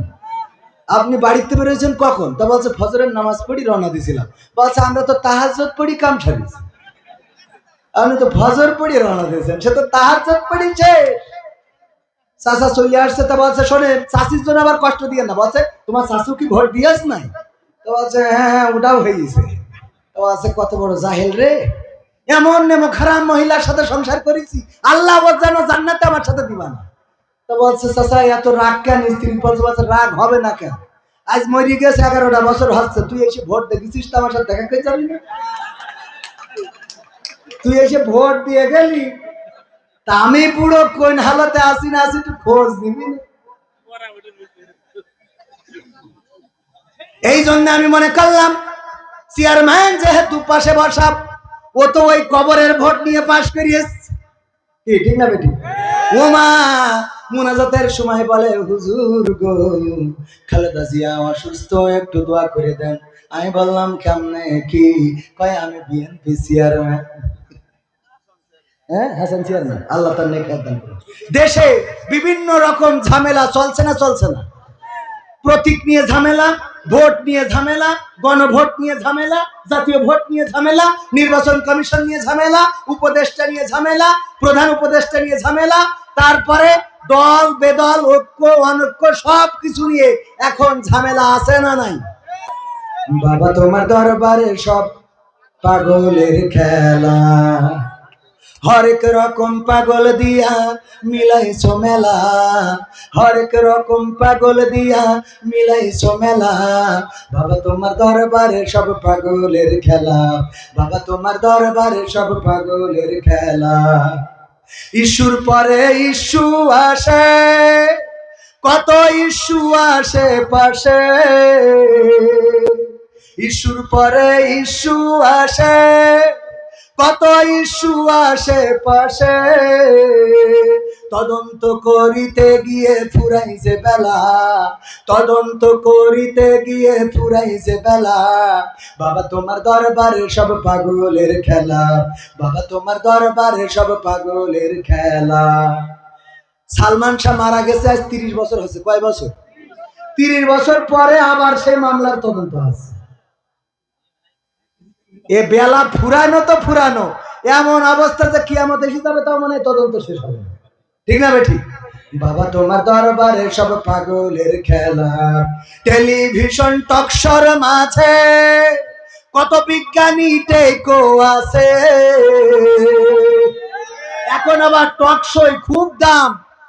আম জনতার পার্টি বলে একজন তার সাধারণ সম্পাদক, নাম কি? আম জনতার পার্টি, নাম কি ওর? তারে কি নাম? আমি বলি আম জনতার পার্টি না, ও তো আসলে আম বিক্রেতার পার্টি। ও আম বেচে, জানেন কি না? জানেন আপনারা? আম বেচে, আর এখন লেগেছে এমন ভাবে মানে মনে হচ্ছে যে কি এক, আরে তুই আম বেশি খাইস ওইটা বেশি খা, মনে হয় বোঝা গেছে ওই যারা দাড়িওয়ালা টুপিওয়ালা ওর থেকে আম কেনে না, এই জন্য মিজাজটা খারাপ হয়েছে বেশি। টেলিভিশন টকশোর মাঝে কত বিজ্ঞানী টেকো আছে, আসলেতে ওরাই হলো শয়তানের চেলা, আসলেতে ওরাই হলো শয়তানের চেলা। বাবা তোমার দরবারে সব পাগলের মেলা, বাবা তোমার দরবারে সব পাগলের খেলা। আলেম ওলামা দেখলে কেহ জলে ওদের, জলে কতক লোকের দেহ, এরকম আছে না নাই? আলেম ওলামা ওই যে রাজশাহী জাকসু চাকসু ডাকসু রাকসু এইসব জায়গায় প্রধানশীল নারীরা যখন বুরকা পরি শপথ নিচ্ছে তখন কিছু লোকে জ্বলতেছে। এইসব জায়গায় যখন দাড়িওয়ালা টুপিওয়ালা নামাজিরা জিতে যাচ্ছে কিছু লোকে জ্বলতেছে, বলেন ঠিক না বেটি? যখন ঢাকা বিশ্ববিদ্যালয়ে মাদক সেবন যারা করে, গান জুটে ভব ঘুরে এদেরকে প্রবেশ নিষিদ্ধ করেছে, দোকানগুলো উচ্ছেদ করেছে, ক্লিন করতে চেয়েছে ঢাকা বিশ্ববিদ্যালয়, তখন কিছু কিছু লোকের চেতনা জেগে উঠেছে। ওই চেতনাবাজরা আসলে চেতনাবাজ নয়, গান জুটে ইয়াবাখোর ফেন্সিখোর মদখোর আর নারী যদি হয় পর পুরুষে আসক্ত নারীগুলো, এদের এখন জ্বলা শুরু হয়েছে, বলেন ঠিক না বেঠিক? আলেম ওলামা দেখলে কেহ জলে কতক লোকের দেহ, বুঝবে ওরা বেলা যখন হবে অবেলা, বুঝবে ওরা বেলা যখন হবে অবেলা। বেলা অবেলা হয় বোঝেন তো? এই গানের মেলা ব্যাখ্যা, মানে মরি যাওয়ার পরে লাগে কার কথা কয় না। হুজুর হুজুর জানাজা পড়ে দেখেন, ও তো জানা যায় যে তাকবীর দিতে এটাই তো জানে না। হাত বাঁধতে তা উপরের হাত নিচেই দেয়, হ্যাঁ, আর নিচের হাত উপরে, এরম আছে না নাই? আবার বলে আগামীকাল সকাল 8টার সময় ঈদুল আজহার জানাজার নামাজ হবে। ঈদুল আজহার কেন নামাজ হবে? জানাজার নামাজ হবে, মানে জানেও না যে কেন নামাজ কোন নামাজ।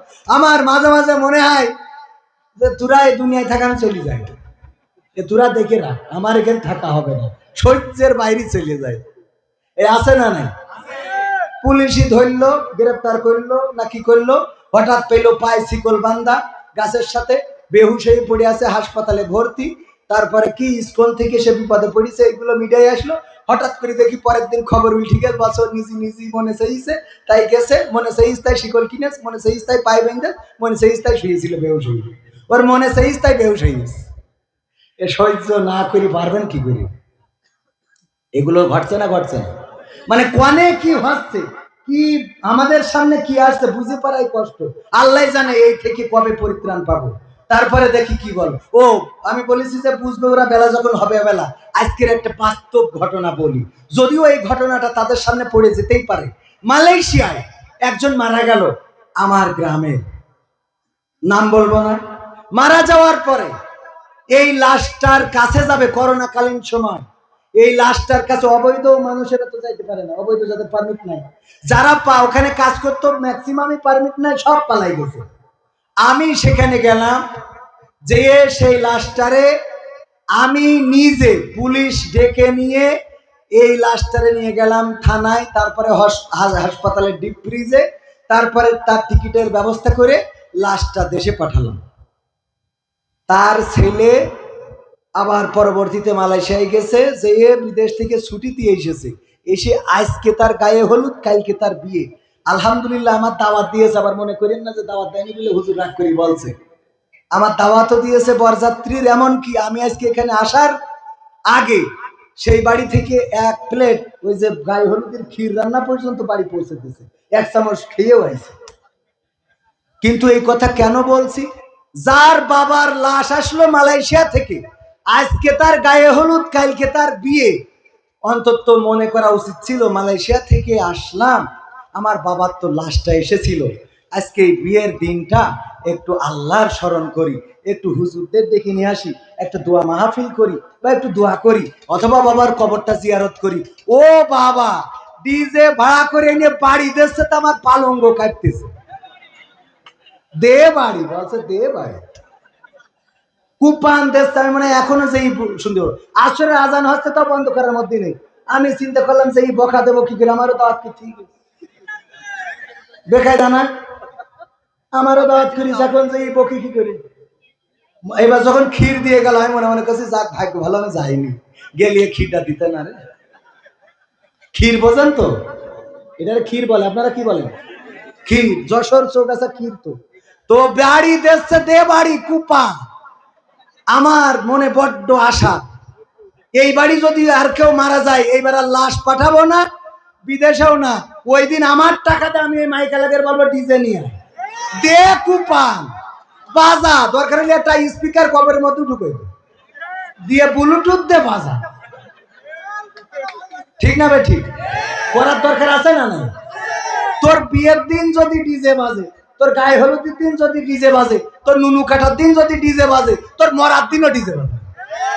ইমামের জায়গায় থাকবে স্পিকার, আর বলবে দয়াল তোর লাইকা রে দয়াল। হ্যাঁ ঠিক আছে তো বাবা। আলহামদুলিল্লাহি রাব্বিল আলামিন। রব্বানা যালামনা আনফুসানা ওয়া ইল্লাম তাগফির লানা ওয়া তারহামনা লানাকুনান্না মিনাল খাসিরিন। রব্বানা আতিনা ফিদ দুনিয়া হাসানাতাও ওয়া ফিল আখিরাতি হাসানা ওয়া কিনা আযাবান নার। ওগো আল্লাহ, গভীর রাত, যদিও রাত 12টা পর্যন্ত কথা বলতে চেয়েছিলাম, তোমার বান্দারা চাতক পাখির মতো বসে আছে। আল্লাহ তাদের দিকে তাকিয়ে একটু বেশি সময় কথা বললাম। আল্লাহ তুমি দয়া করে এতক্ষণ পর্যন্ত যা কিছু বললাম, বলা এবং শোনার মধ্যে যদি কোনো ভুল বলে থাকি, শুনে থাকি, আল্লাহ তুমি তোমার গফুর গফফার নামের ওসিলায় ক্ষমা করে দাও। ও আল্লাহ তুমি দয়া করে আমাদের জীবনের সকল গুনাহগুলো মাফ করে দাও। জানা না জানা, বোঝা না বোঝা, শয়তানের ওয়াসওয়াসায় পড়ে যত গুনাহ করেছি আল্লাহ তুমি দয়া করে সকল গুনাহগুলো মাফ করে দাও। ও আল্লাহ জীবনে এমন অনেক গুনাহ আছে যেই গুনার খবর যদি মা জননী জেনে যেত